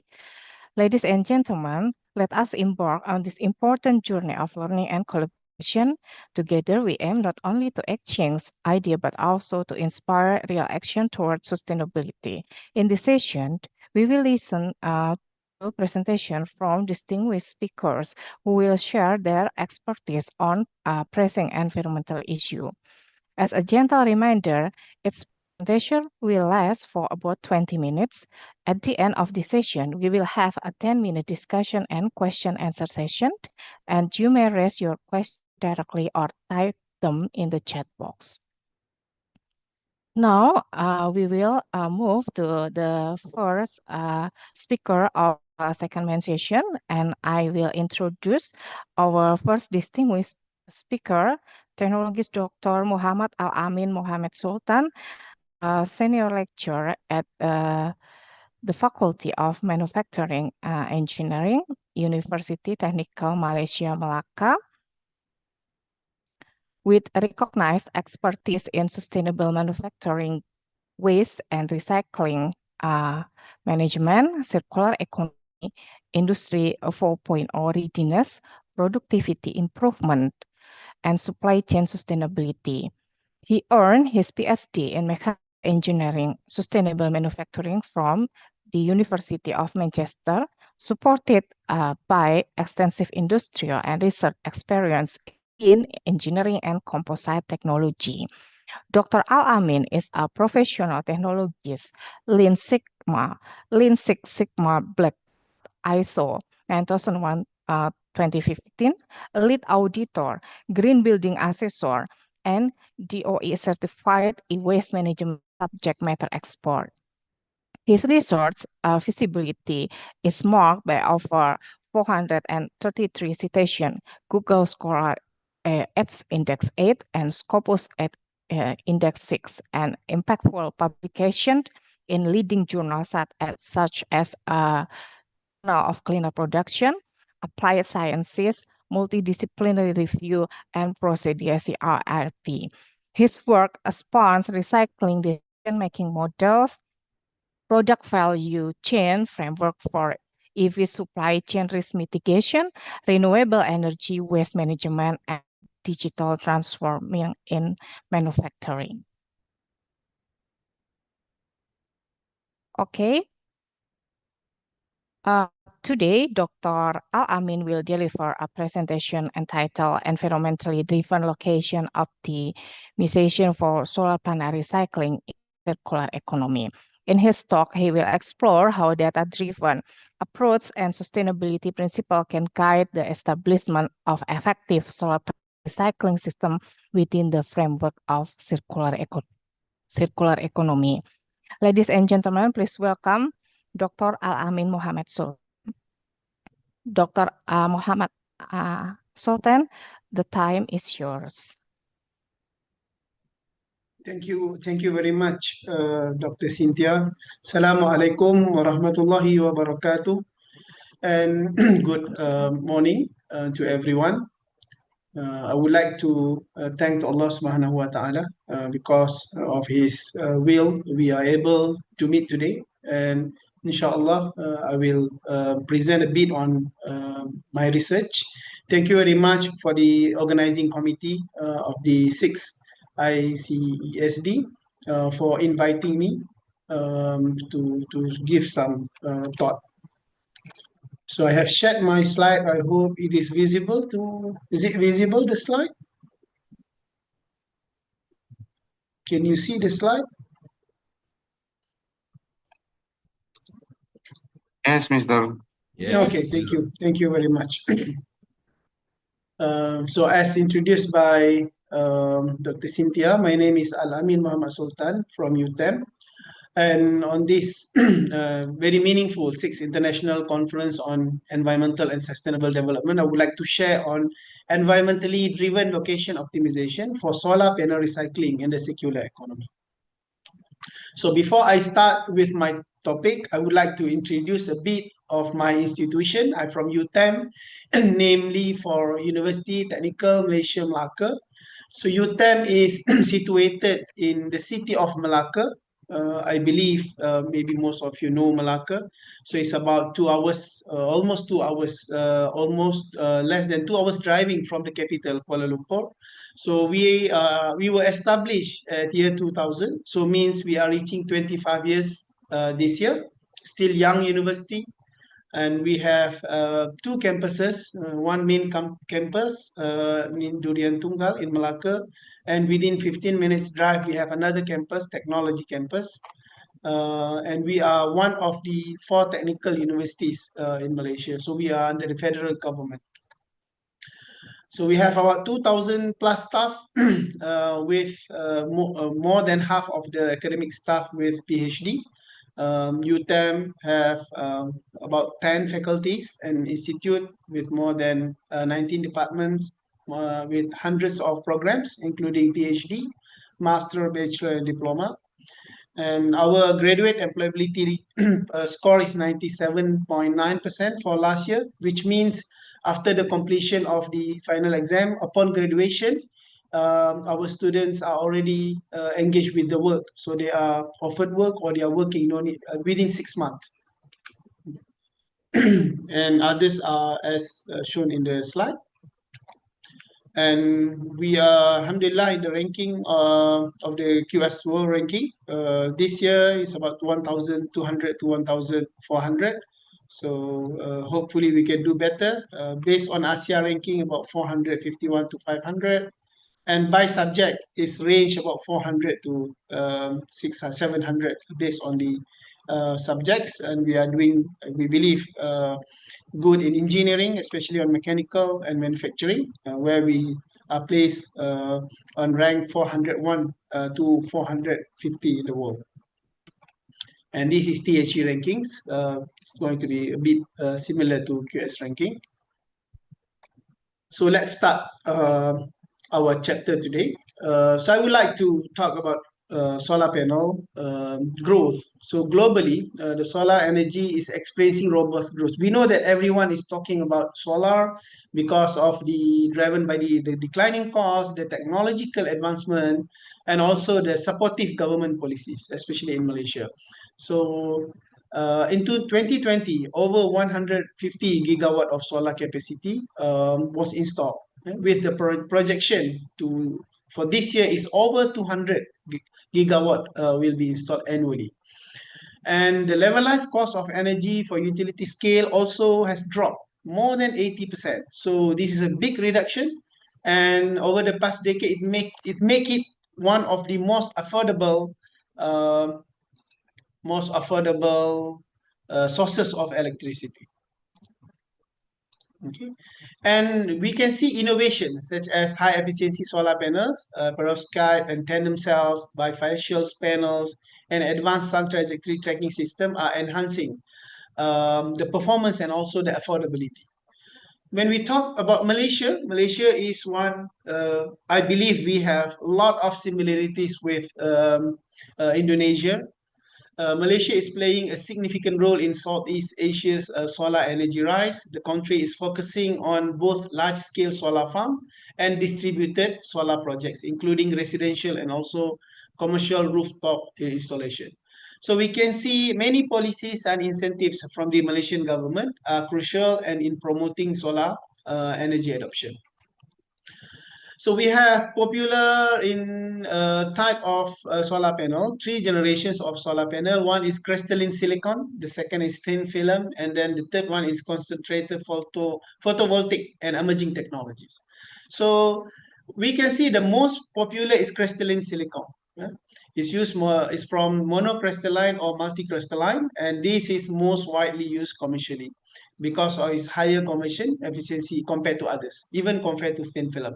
And we can see now it is accounted for more than 90% of the global photovoltaic installation. So if we want to talk about recycling, if we want to talk about end of life, so we are talking about crystalline silicon mostly because it's dominated the market which has been installed. And we have the second generation thin film, which is the material. The usage of the material is slightly different. They have amorphous silicon, cadmium telluride. So we can see the rare earth metals are being used. So this is the second generation. And the third generation is the concentrated photovoltaic, CPV solar panels, dye-sensitive solar panel, and organic solar panels, and also hybrid panels. But this one, we can say, have not yet been commercialized on large scale. Okay.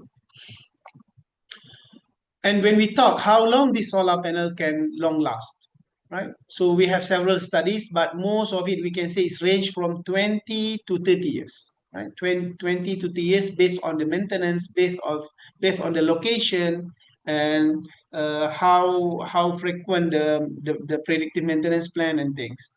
But averagely 20 to 35, 20 to 30, right? So means that if they install now, so it's going to expire in 20 to 30 years later. So we are talking about end of life, and also we are talking about the waste that are going to be produced in 30 years time.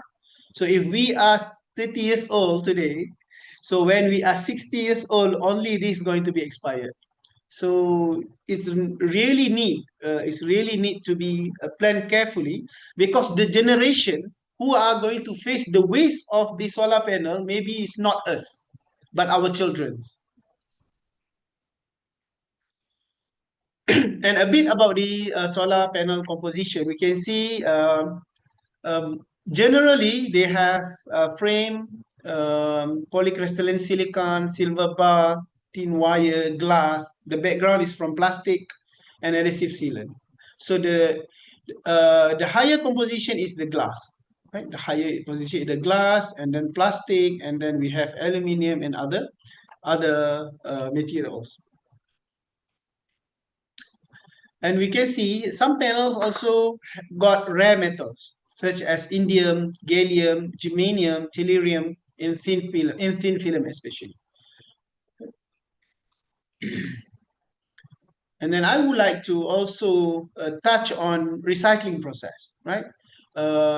So out there, the research on recycling process, the recycling technology is progressive, right? It's progressing, and most famously, we have the mechanical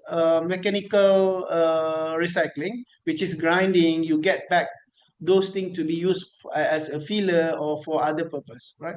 And the more advanced the technology is, more better for the environment, because we can really extract the materials to be raw material again, right? Raw material, recycling material to be used for new production. So usually it's going to involve collection of the panels, decommission, and then you're going to transport, inspection and sorting, disassembly of the component, crushing and shredding. This is what I say mechanical recycling. And then separation process, refining, purification, reuse and disposal, and it can be a new product. And we can see there's many research reported scientifically on recycling techniques, depending on the recycling technology, advancement, the capability of the team. So it's different stages of advancement, depending on the country as well. Right? So this is the summary on various journals and scientific research that talking about where are the level of the advancement of the recycling technology. So we know about technology readiness level. This is what and the third column here are talking about. So we have focus on recycling that has been reported. As an example for this, Rong Dang et al. 2022, they are researching on silicon photovoltaic module recycling process, right? So what are the current TRL? TRL is 6 to 7, right? 6 to 7, and we can see this is 5 to 6, and range is between 4 to 7, right? And we have the First Solar. This is the company, commercial company that established, and they are operating commercial scale of recycling facilities. And we have one company in Pulau Pinang, in Malaysia, and they also are located in Germany and also the United States. So their TRL is high, means that they are ready at the commercial level, right? So they recovers over 90% of material from thin films. But we don't have information either this commercial scale recycling, they are recycling end of life, or they are recycling the manufacturing waste, right? But our focus, or my focus here is today, is about end of life. And we have other recycling service and a solar panel as well. So TRL 7 to 8. So TRL means if it's 9, means that it's ready for commercial, right? 1 is you are thinking of it. 2, 3 is on the lab research and things, right? So what I want to show here, research on solar panel recycling technology is progressing, is advancing, and we believe one day it's going to be ready. One day it's going to be ready. Okay. And come back to Malaysia's scenario. So this is, it's like boosting the solar sectors. We have many solar panels to be installed in Malaysia. We can see new announcement by the government. New solar farm. So the solar farm to take Malaysia closer to renewable target. We can see solar market, and then we have floating solar plant, and we can see many projects are coming and already being installed as well. Right. So what's the issue? So the rapid expansion of solar panel usage in Malaysia is driven by the government target for achieving 31% of electricity from renewable sources by this year, right? So the management of end-of-life solar panel in Malaysia is still in its infancy stages, with some research focusing on recycling technology, as we can see, but limited research on recycling center locations. We are talking about logistics, but considering sustainability matters, both globally and specifically within Malaysia. And no openly available solar farm database, especially for Malaysia. We cannot go and search and to get all the database. Where's solar panels that already installed? What are their capacity? Which solar panels going to be installed in the future in 5 years times, in 10 years times, or maybe in 1-2 years time? This is not publicly available, right? So it hinders effort to identify the distribution of the solar panels and recycling center location to accelerate the solar panel recycling rate in the country.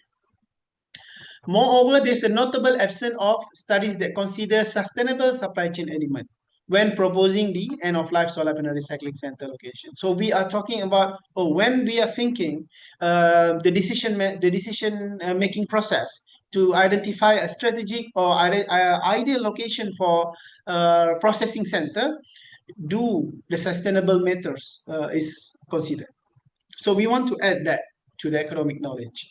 And additionally, there is a pressing need for optimization studies aimed at enhancing solar panel recycling facilities. So we can say that there is a lack of study, especially on optimizing the location. So it prevents large quantities of solar panel waste from ending up in landfill. So this study involved analyzing the large-scale solar farms and also non-large-scale solar in Malaysia, where we estimate the waste and quantities based on the typical lifespan of solar panels. So we took about the average 20 to 30. So we take the average to identify the typical lifespan of the solar panel, and then we try to use center of gravity method. This is very classic method to identify the center based on the distribution of the waste that we have estimated. And we want to determine the optimal location for processing this waste, while we also embed complexity theory by applying together with carbon footprint weighted sum method to evaluate challenges within the waste collection supply chain. And then we do some proposals by geospatial clustering approach and also supply chain complexity analysis. And we also do clustering optimization using K-means method. Okay, so this is the introduction to the methodology concepts that we have mentioned just now. We also use the supply chain complexity model. So this is how we identify the center based on the weight or the amount of end-of-life waste of the solar panel that we have estimated, together by the information of the distance that is need to be transported to the processing center. Right? So this is the example. Let's say we have M1, M2 until M5 is the solar farms, and then the square block in the middle actually is the center, but considering not only the amount of the waste or amount of the solar panel they estimated to expire, but also the distance. So it's going to suggest where it should be center of deposition to the recycling center. Okay. And we also took into calculation the carbon footprint. So we are going to identify the logistic, the distance from each farms together to the processing center. So we convert the score to the calculation of the carbon footprint. So this is the reference for the vehicle and also the gas GHG emission factors. So we can calculate the carbon dioxide and all those information here in order to identify the carbon footprint involvement. So in clustering optimization, VRK means we convert all the longitudinal and latitude data into Euclid form, so we can calculate the distance between solar panel and also collecting the recycling center. So we do the initial cluster. We start from cluster 1 until we got the optimized cluster. So the analysis, we also need to incorporate several key assumptions, like solar panels can be resized. So that's our assumption. If the solar panel is too big, means that we can resize on the solar farm. We can cut it down, we can scale it down before we transport. And waste collection can be completed in a single trip. So there's no double trip or 3 trips. So only in a single trip we can collect based on our calculation. So we're going to involve maybe more than require more than one truck or lorry. Transportation distance between recycling center and waste collection point are calculated based on the shortest feasible driving route. So for here, we assume that we are going to use the collection point distance based on the shortest feasible driving route. And the proposed location for the recycling center is unrestricted by the operational requirement. Because sometimes when we suggest that it may fall at the government reserve forest, it may fall on the middle of the ocean. So of course, it's not feasible to build up the recycling plant there. So we need to slightly adjust that to the closest available land area, right? So we propose location is unrestricted. So this is our assumptions. So what the results for Malaysia? So from the analysis, we identify that the energy sector in Malaysia has grown significantly from 2007 to 2024 with a total of about 454 solar farms contributing more than 3,280 megawatt to the national grid. So this data reflect the operating solar farm between 2007 and 2024. What this means that the first solar farms that been operating in Malaysia started on 2007 based on our finding. The earliest commercial, and then since then a significant growth can be seen with many additional farms were approved in addition to those initially installed and operation. So that's the finding. And then this is the detailed broke down information based on the state or federal territory of Malaysia. We can see some of the states are having more number than others due to their land situation and also the investment of the government and maybe the impact or the effort of the local government as well. So the solar energy, okay, this is the data. So we can see, so this is consistent with our finding just now. So from there, we have projected or predicted the end of life solar panel waste.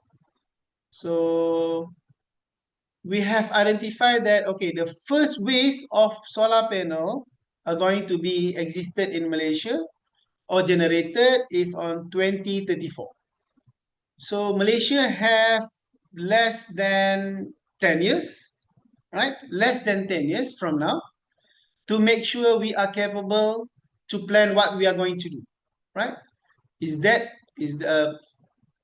different story. Is it we want to recycle the waste on 2034, or we want to store them first to make sure you have the enough capacity? So that's different story. But Malaysia has to plan because after 2034, right, we are going to face all those increasing end of life waste until 2051, where it's on its peak based on the installed solar panel until now, right?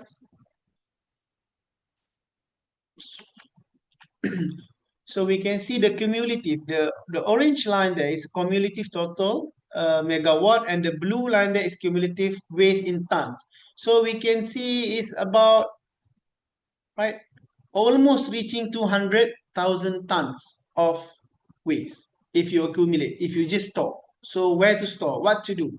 So this is the thing that we want to suggest to the government. And from our center of gravity modeling cases based on region, so we do several cases. How if we just focus on northern region? What if we just focus on central region?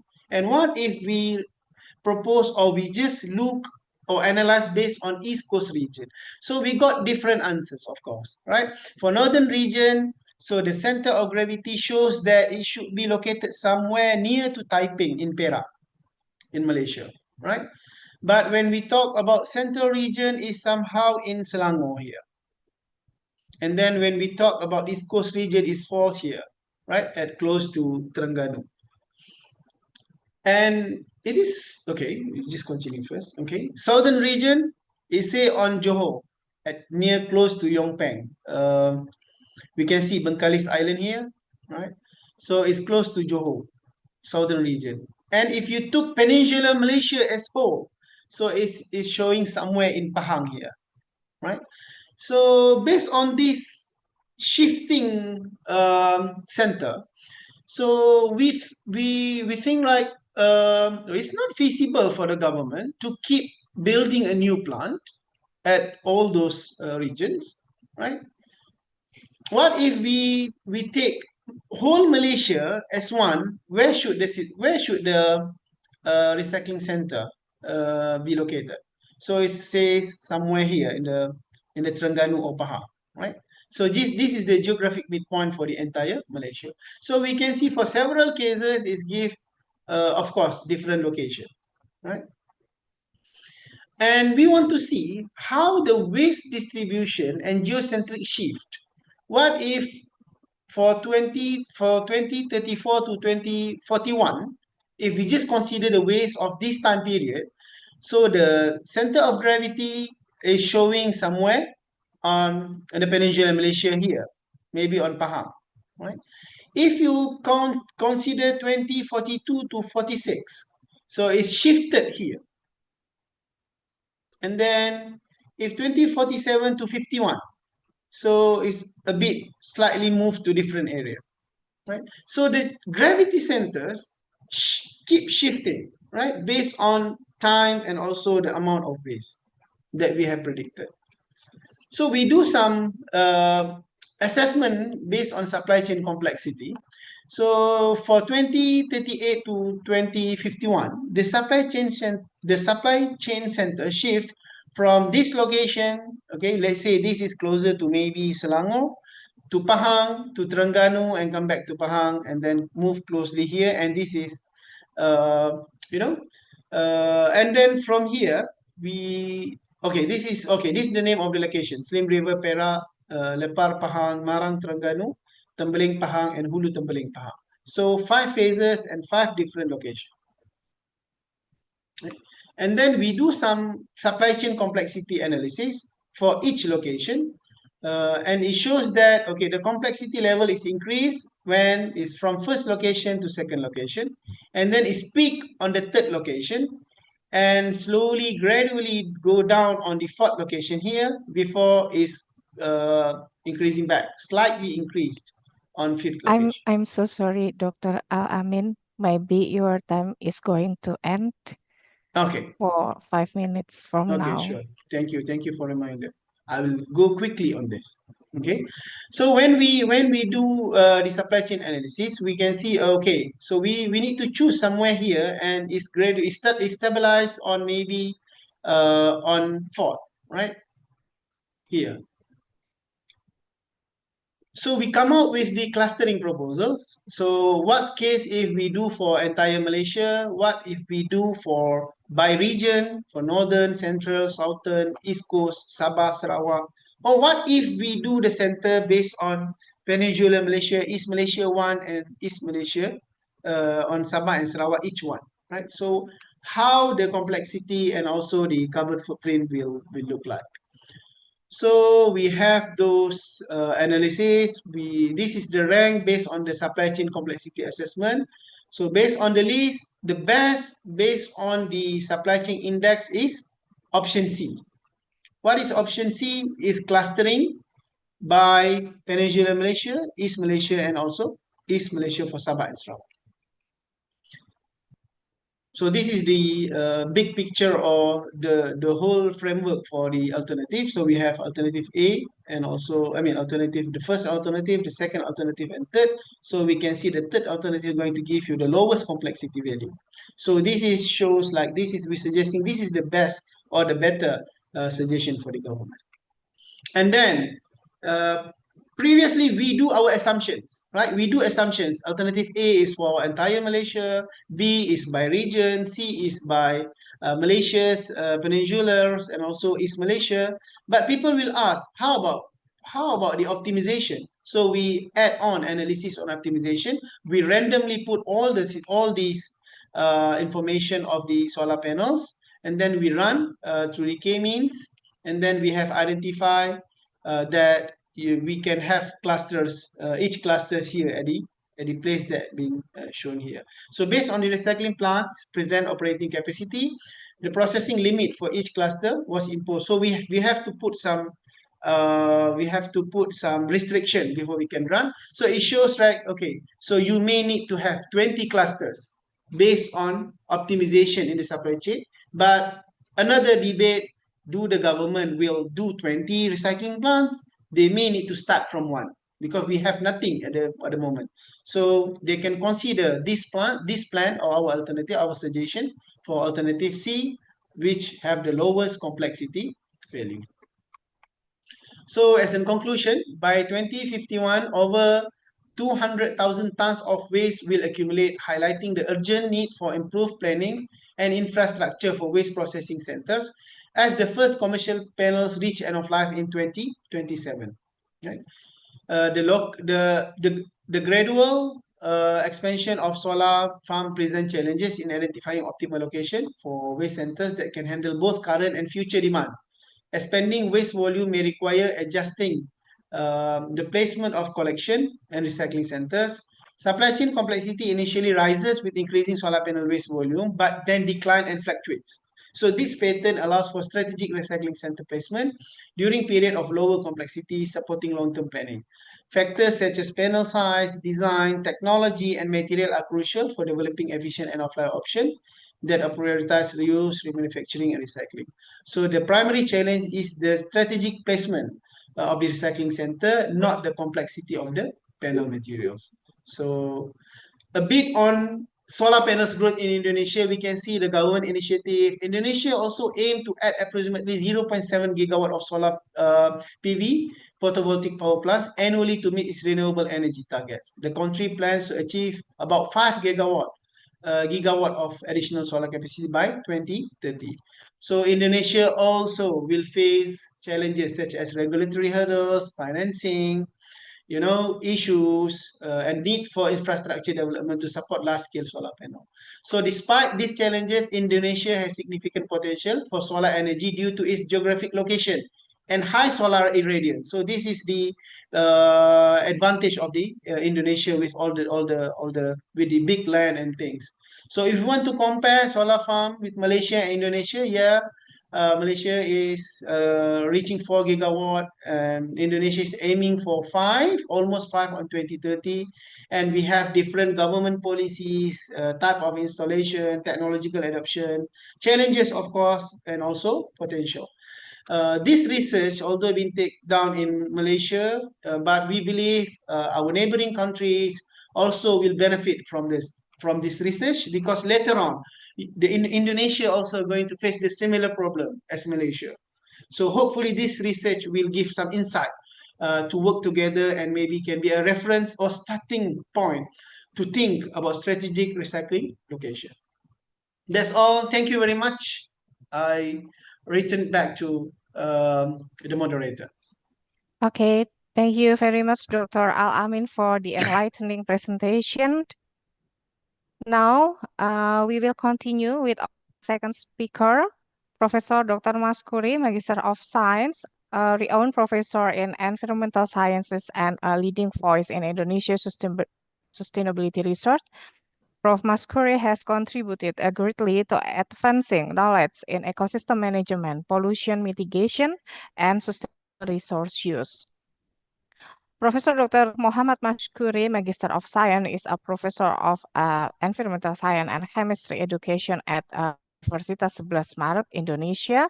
He completed his academic training in chemistry education and environmental science at Universitas Sebelas Maret, where he now serves as a senior academic leader and researcher.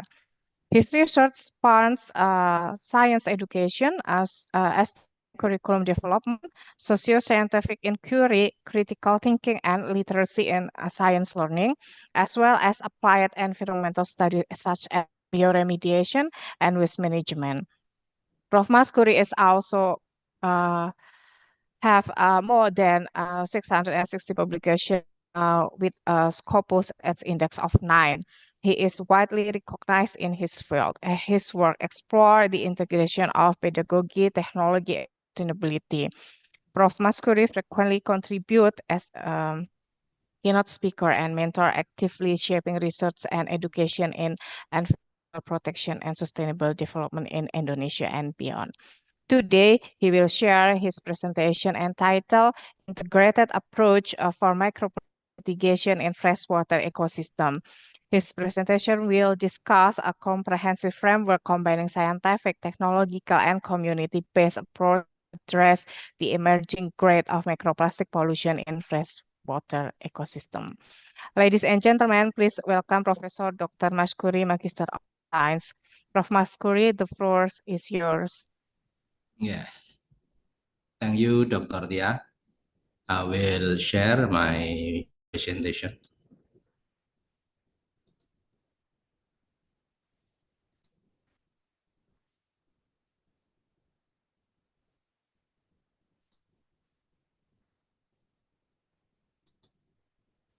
Oke, Assalamualaikum warahmatullahi wabarakatuh.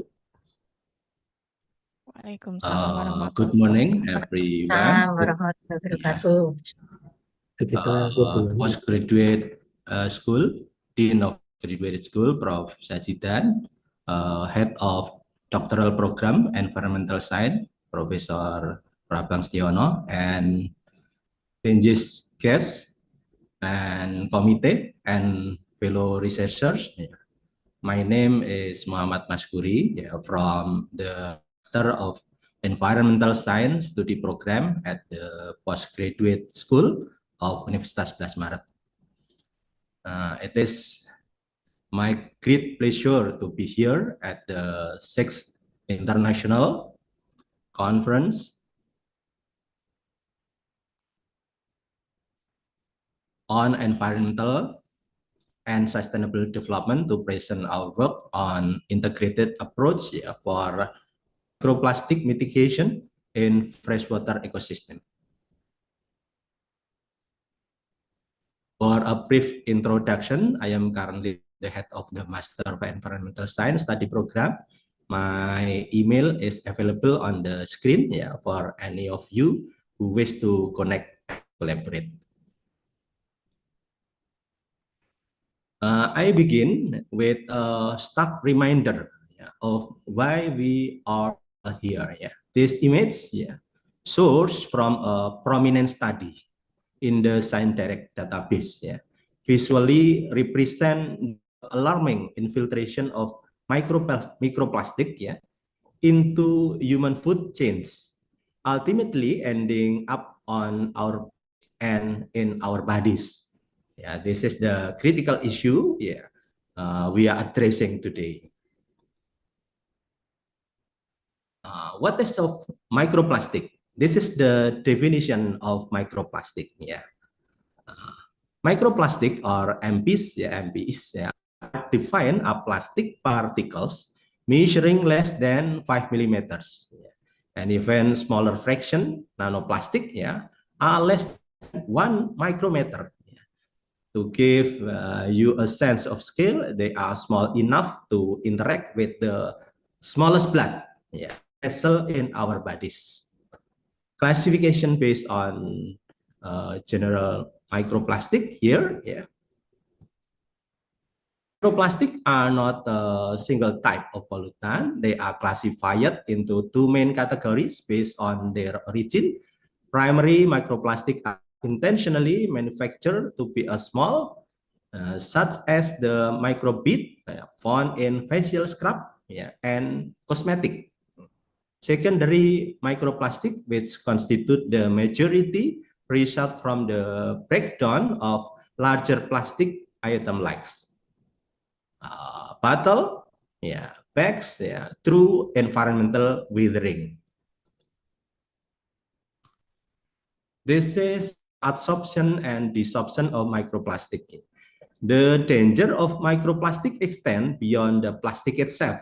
They act as a cocktail of contaminant, absorbing and concentrating other dangerous pollutants from the water, such as flame retardants, plasticizer, and heavy metals. This toxin can then dissolve inside living organisms, leading to toxic, and carcinogenic effect. The distribution and fate of microplastic in a water column are largely determined by their density. Buoyant polymers like polyethylene and polypropylene float and are more likely to be ingested by fish. And denser polymer like PVC, polyvinyl chloride, and polystyrene sinks accumulating in sediment and becoming a threat to bottom feeding organisms like crabs. So what's the solution? This is the industrial ecology effect. The core of our environmental problem is our current linear economic system. We take, we make, and we dispose. The solution lies in shifting toward a cyclical system inspired by industrial ecology, where waste is designed out and material are continuously reused and recycled, mimicking natural ecosystem.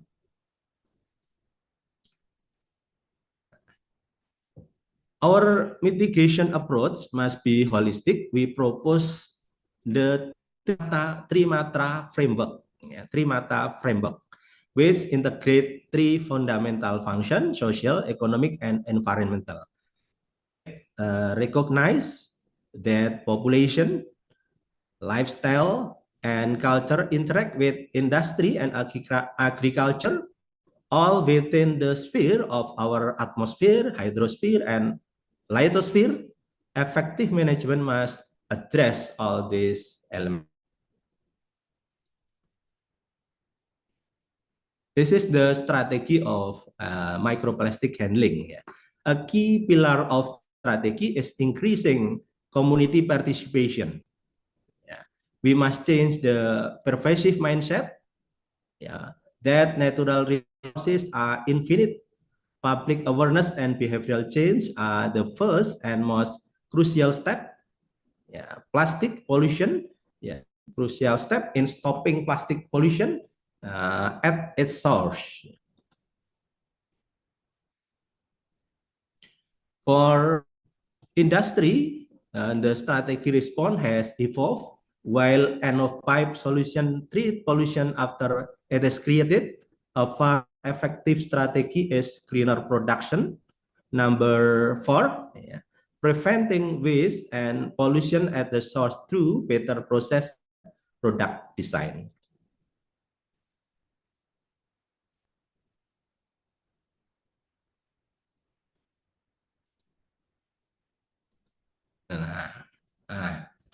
This is our solution from plastic to bioplastic.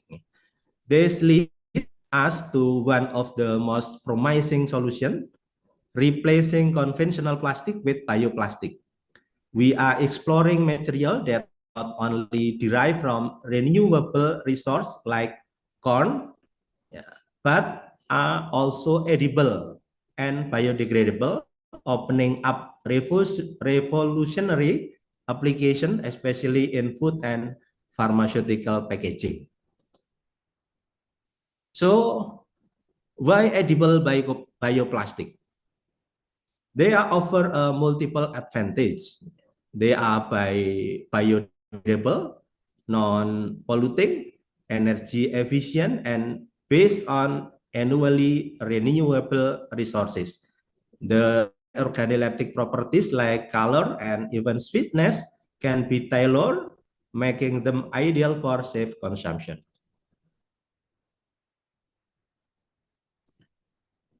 So why edible bioplastic? Yeah, and this slide illustrate. Here is an example of our work, our research, developing bioplastic from corn protein sin. We use palm oil derivative as plasticizer. As you can see, increasing the concentration of the plasticizer make the bioplastic more flexible, allowing us to engineer material for specific application. This is our roadmap in research group, research on functional polymer based on local material. Yeah. From 2005 to until 2025. Yeah, we consent to research modification in polymer, especially in microplastic.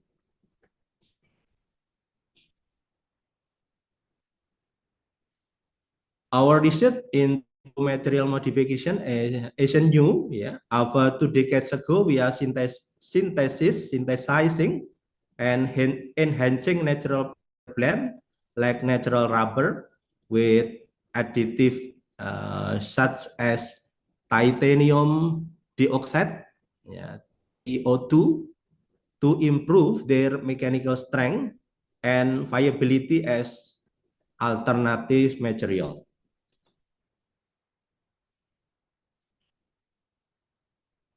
More recently, our focus has shifted to creating solutions from abundant local resources. This slide detail our work on synthesizing polymer from palm oil, a significant community in Indonesia contributing to circular bioeconomy.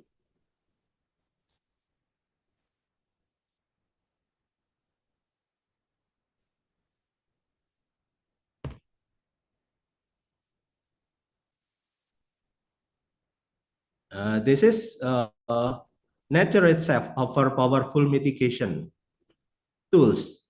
We are investing the use of black soldier fly larva maggot. Yeah, recent studies, including the one site here, show that this larva can consume and biodegrade microplastic, potentially mitigating contamination in organic waste stream.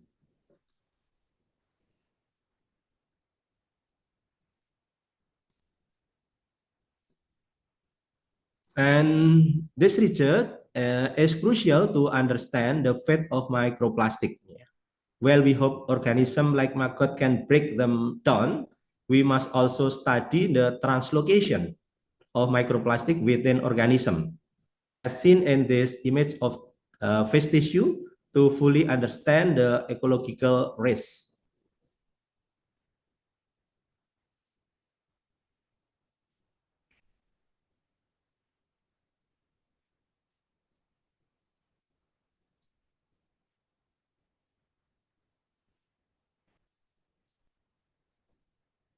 Building on nature principle, yeah, we are exploring target microbial and enzymatic degradation. This method use naturally occurring organism and enzyme to break down plastic into harmless byproduct like carbon dioxide, water, and fatty acid without causing secondary pollution.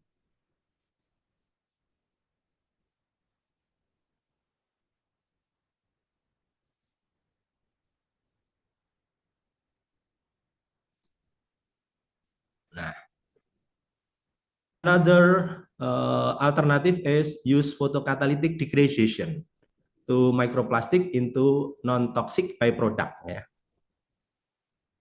Using catalysts like titanium oxide, yeah, activated by sunlight, we can down microplastic particle into non-toxic compound, offering a potential remediation technology for contaminated water. And then this is microplastic and microbeads. While we develop end of pipe solution source reduction of paramount, many countries have led the way by banning microbead in cosmetic. This is a clear example of how effective policy can directly eliminate a major source of primary microplastic.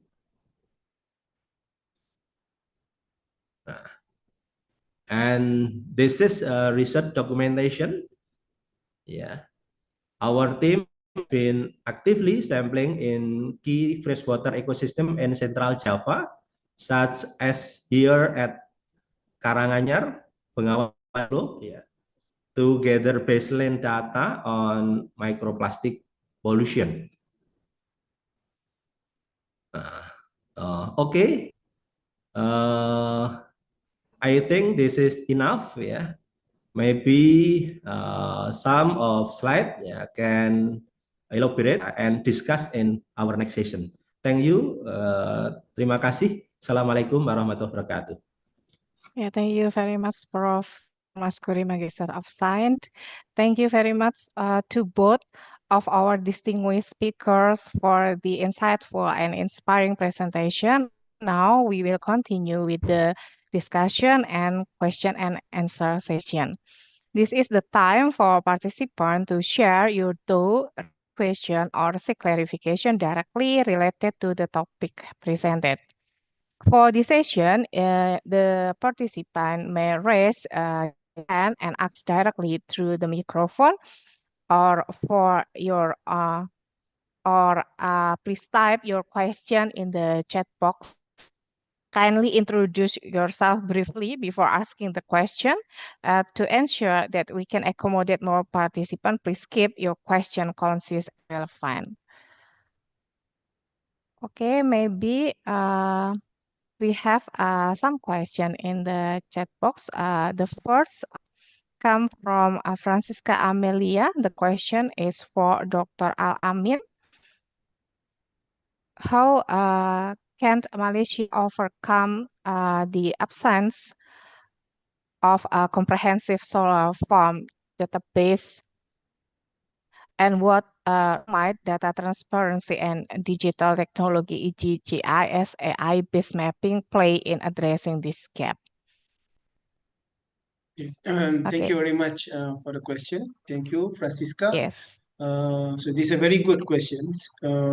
How can Malaysia overcome the absence of a comprehensive solar farm database? I said in my sharing just now that we don't have publicly available data source. So we need to manually gather all the information. So to overcome this, I believe Malaysia can introduce like some database or one national solar registry. I believe maybe this is accessible to certain government agencies or solar panel providers, right? So they can integrate that, establish the centralized database. That's the first thing. Which is going to capture all solar farm projects from licensing stage to operation. And then they can have integration, interagency integration. Like in Malaysia, we have a national grid operator we call TNB, Tenaga Nasional Berhad. And we also have local government, and also environmental department. So we can have one interagency integration. So by having this database, I believe is going to overcome the absence of comprehensive solar farm database in Malaysia. And another question is being asked there is also about role of the data transparency. I believe the transparent and accessible solar farms will help a lot.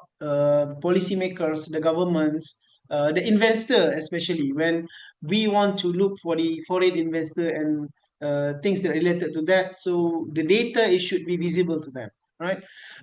So we can have like use the, as suggested there, geographic information system or AI-based mapping to detect real-time solar location and also those, maybe what's the advantages of that site and where are the other land that available. So this can be merged or can be linked to the database, right?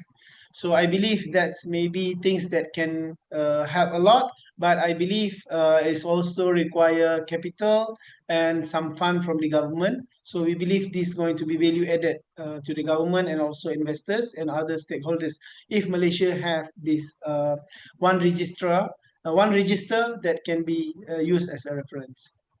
Thank you. Okay, thank you so much for the comprehensive answer, Dr. Al-Amin. Now we are go to the second question from Kaila, Sustainable Development Planning student. The question for you, for Dr. Al-Amin.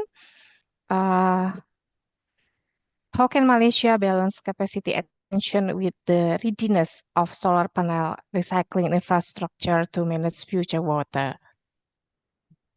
Okay, thank you, Kaila. So this is futuristic questions, right? So how Malaysia, sorry, what was just now? How Malaysia can balance capacity expansion with the readiness? Okay. Means that what's the suggestion that we can do? What's the things that we need to prepare in order for us to face this waste generation, right? So the first thing is, I believe, is policy, proactive policy integration. So Malaysia should have integrated end of life management into solar farm approval and licensing. So now the government is when we have the proposal to approve the project, I believe there's no consideration in terms of another policy on how it's going to be treated after 30 years. So the government should embed that also during the proposal stage. So during the proposal stage, the policy is already there. When you commission, when it's installed, if operating, after 30 years, what you need to do. So it's already in the contract. So that's going to really give boost to the recovery or recycling of this solar panel. And another thing is the application, maybe we can introduce some take back policy, like the famous one is extended producer responsibility, where the manufacturers or importers and also developers, they share the burden, or the manufacturer share the burden to recycle that when it's end of life. Like in the modern days, we have in the advanced countries, you can take the bottle, the plastic bottle. Dr. Mashkuri shared just now about plastic recycling.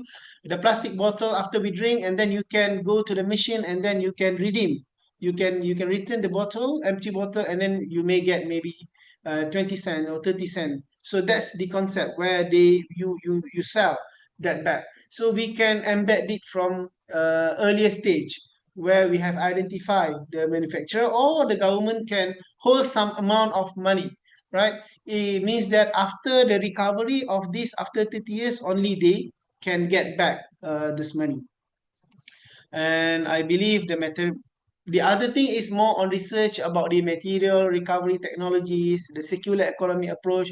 All of these need to include the academia, the research team from the university, from the research department, to work together with the government agencies to have a good framework to make sure these are in ready. Like Malaysia, we are going to have maybe closer to have a way. So what need to be done? So we already have the framework to be followed. So that's maybe my answer. I hope it answered the question. Okay, thank you. Now we are moved to some question for Prof. Dr. Maskuri. The first come from Wimpy.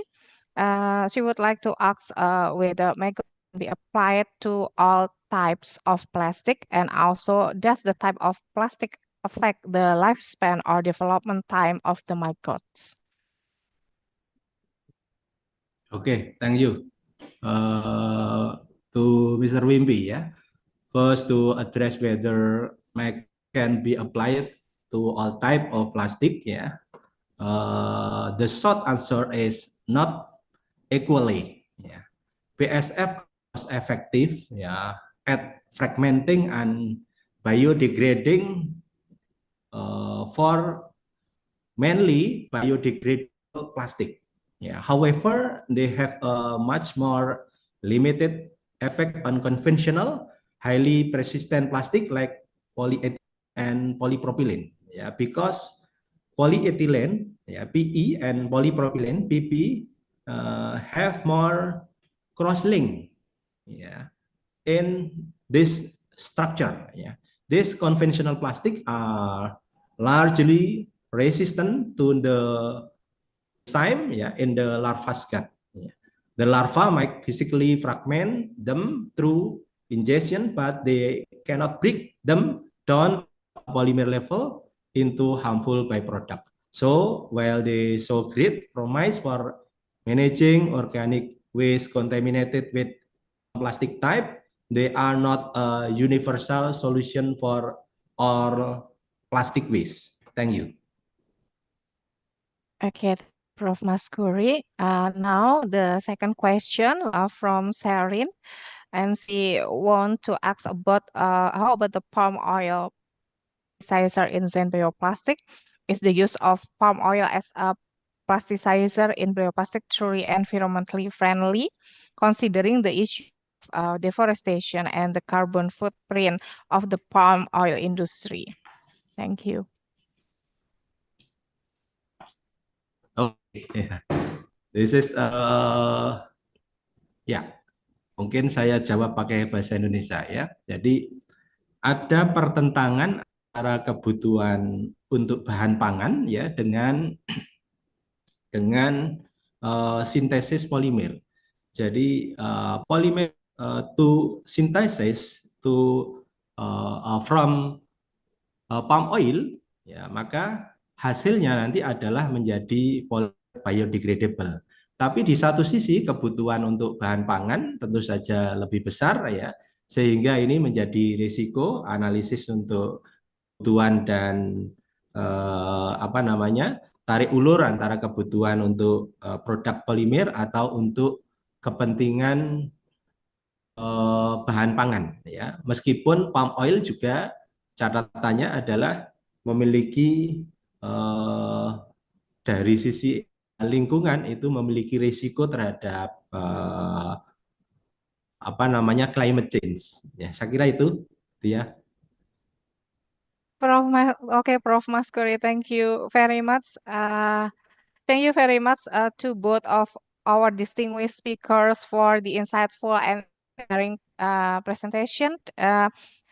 Thank you for the enthusiastic question from our participant, but unfortunately, due to limitation, we are not able to address all of them during this session.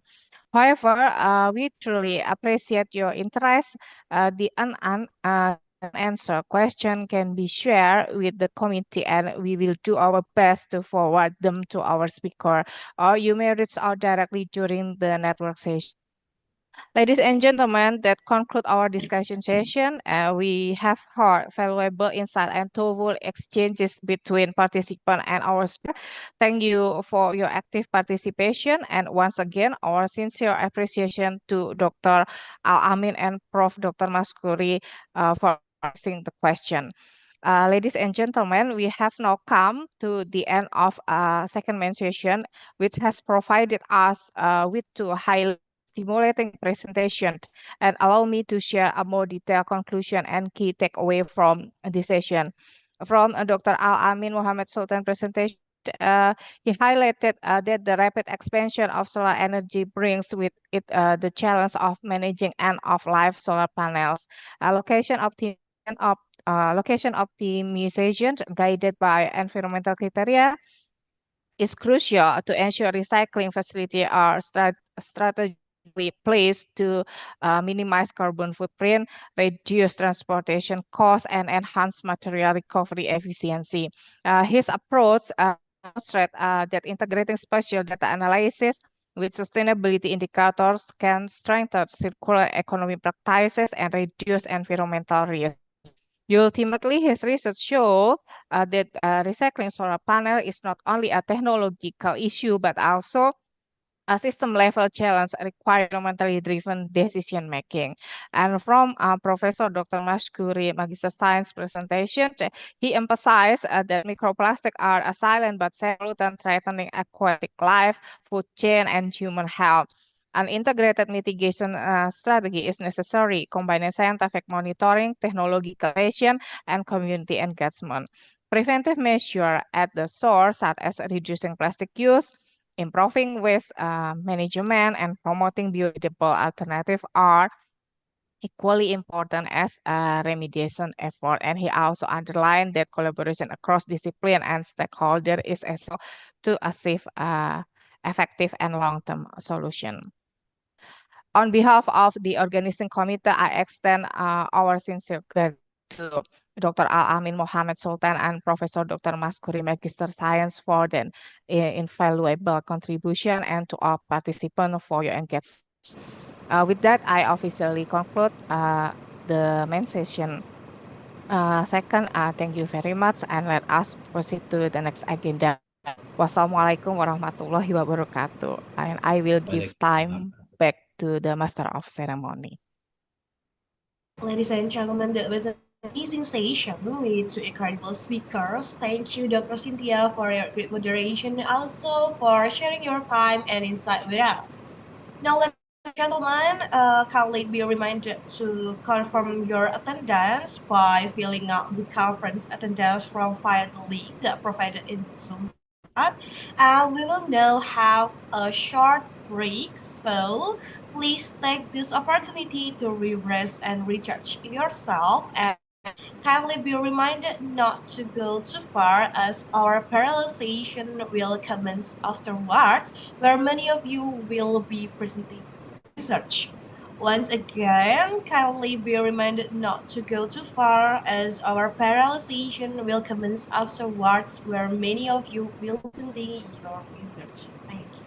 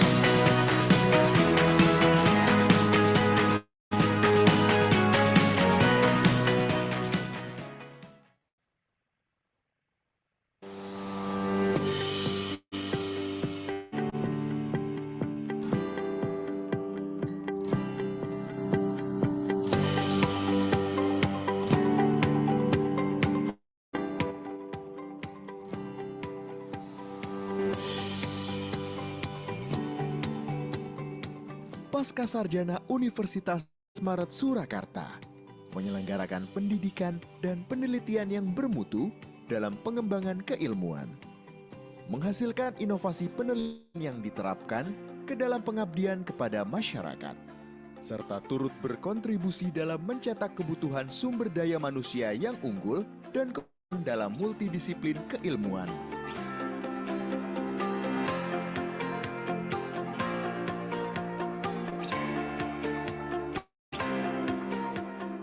Dunia berubah dengan cepat. Pandemi dan transformasi digital mengubah cara kita hidup dan cara kita bekerja.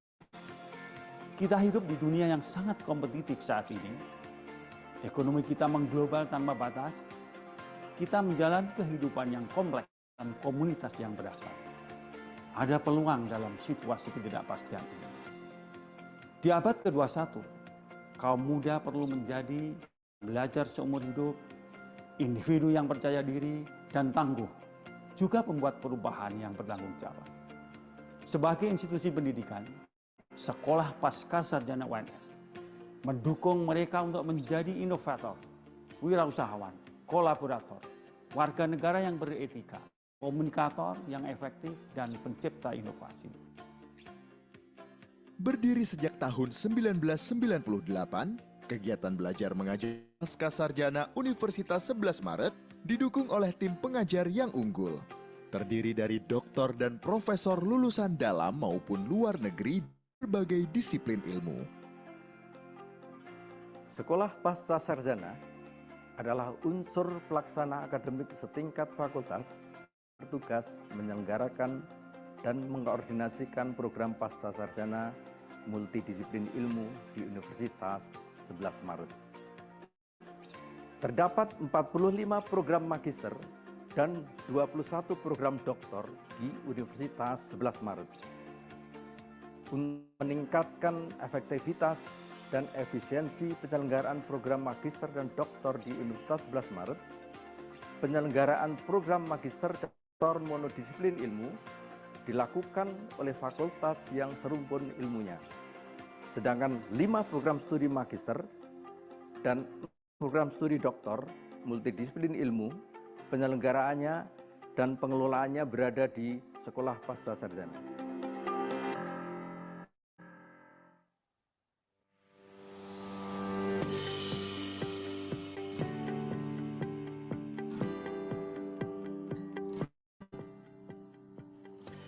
Sekolah Pascasarjana Universitas 11 Maret berkomitmen penuh dalam proses belajar mengajar melalui penyediaan fasilitas yang memadai dan dukungan non-akademik lainnya.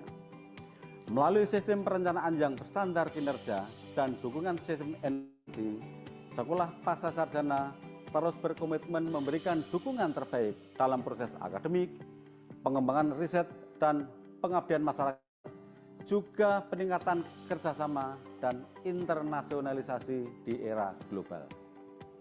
Dalam upaya meningkatkan partisipasi di dalam aktivitas riset strategis yang berdampak, maka dipandang perlu membuat sistem inovasi penelitian berbasis riset di Sekolah Pascasarjana UNS. Saat ini terdapat 4 riset group untuk mendukung budaya inovasi di Pascasarjana Universitas 11 Maret.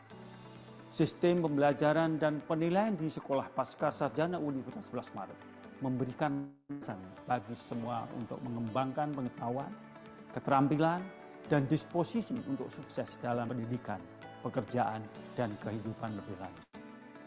Sekolah Pascasarjana Universitas 11 Maret Surakarta memiliki berbagai program studi unggulan, salah satunya Magister Ilmu Kesehatan Masyarakat.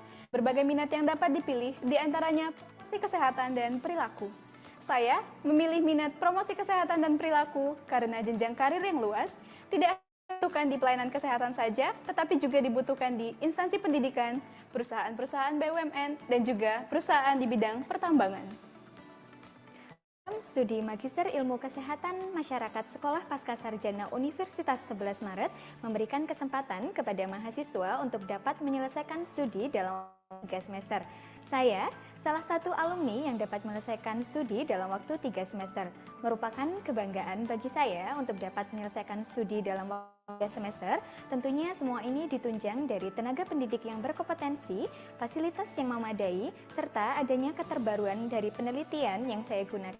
Saya sendiri menggunakan riset penelitian meta-analisis yang dapat membantu saya dalam menyelesaikan studi selama 3 semester.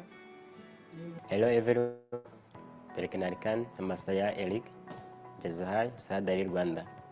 Saya mahasiswa S2 Ilmu Lingkungan di Universitas Sebelas Maret, Surakarta. I would like to share my experience while I'm studying in Indonesia, where I meet with different people from different countries. As we are coming from outside of Indonesia, all of us we have different cultures, but because of the Universitas Sebelas Maret, all of these cultures can make together in order to everyone can share the different cultures. Hello everyone, I'm Ilaguha. I'm from Rwanda and I'm a student of Master's Program, Environmental Science, Graduate School, Universitas Maret, Surakarta. After completing my studies here, I will go back to my country, Rwanda, where I will give my contribution to achieve the CDGs and to deal with the environmental issues. I'm so proud to be a part of academic community of Masters of Environmental Science, Graduate School, University of Sebelas Maret, Surakarta. Pasca Sarjana Universitas 11 Maret telah menjadi ruang belajar yang nyaman bagi para mahasiswa. Ditunjang dengan berbagai fasilitas pembelajaran yang memadai dan staf yang profesional, membuat layanan kepada mahasiswa semakin berkualitas.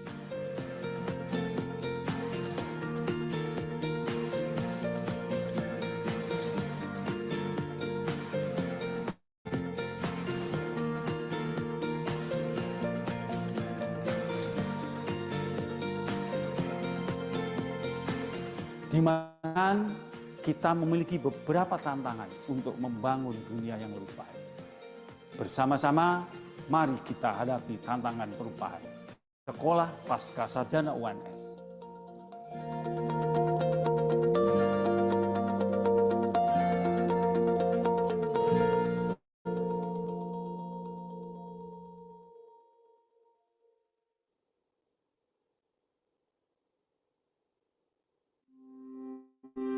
The world faces a significant global challenge as the human population is projected to reach 9 billion by 2050. Food security ranks among the most urgent international issues. The COVID-19 pandemic has further strained health systems worldwide. Fossil fuels, predominant in electricity production, greenhouse gases that exacerbate climate change.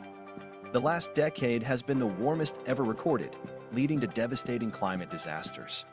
It is necessary to accelerate the transition to an affordable, reliable, and sustainable energy system by investing in renewable energy and implementing environmentally friendly energy technologies. Universities are pivotal in advancing global welfare.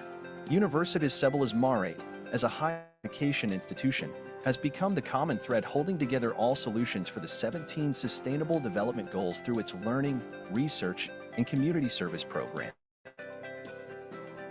Every year, Universitas Sebelas Maret deploys more than 1,000 students and more than 1,800 lecturers to the community service program, together with research activities from lecturers, to solve various problems in society.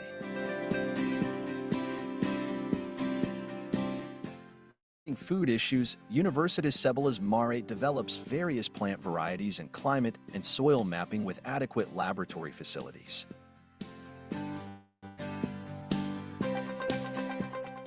To encourage the use of renewable energy, Universitas Sebelas Maret has a Center for Excellence in Lithium Battery Science, Technology, and Electric Motorbike Innovation. Universitas Sebelas Maret implements UNS Green Campus governance through emission-free days, waste recycling program, and dye-based solar panels to support sustainable environmental management. Universitas Sebelas Maret has been developing startup, business incubation, and entrepreneur programs to eradicate poverty. In education, Universitas Sebelas Maret deploys around 1,800 every year to carry out teaching programs in schools. And finally, to contribute to the health sector, Universitas Sebelas Maret has a nonprofit teaching hospital for the community.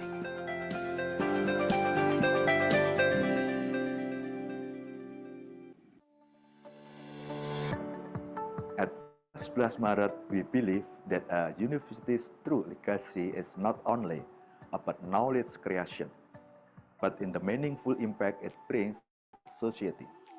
As a pillar of knowledge and innovation, Universitas Sebelas Maret is committed to playing a strategic role in achieving our national goals. By providing impactful education, research, and community service, we nurture future leaders who are academically excellent and possess strong integrity, vision, and dedication to advancing Indonesia toward prosperous and sustainable future.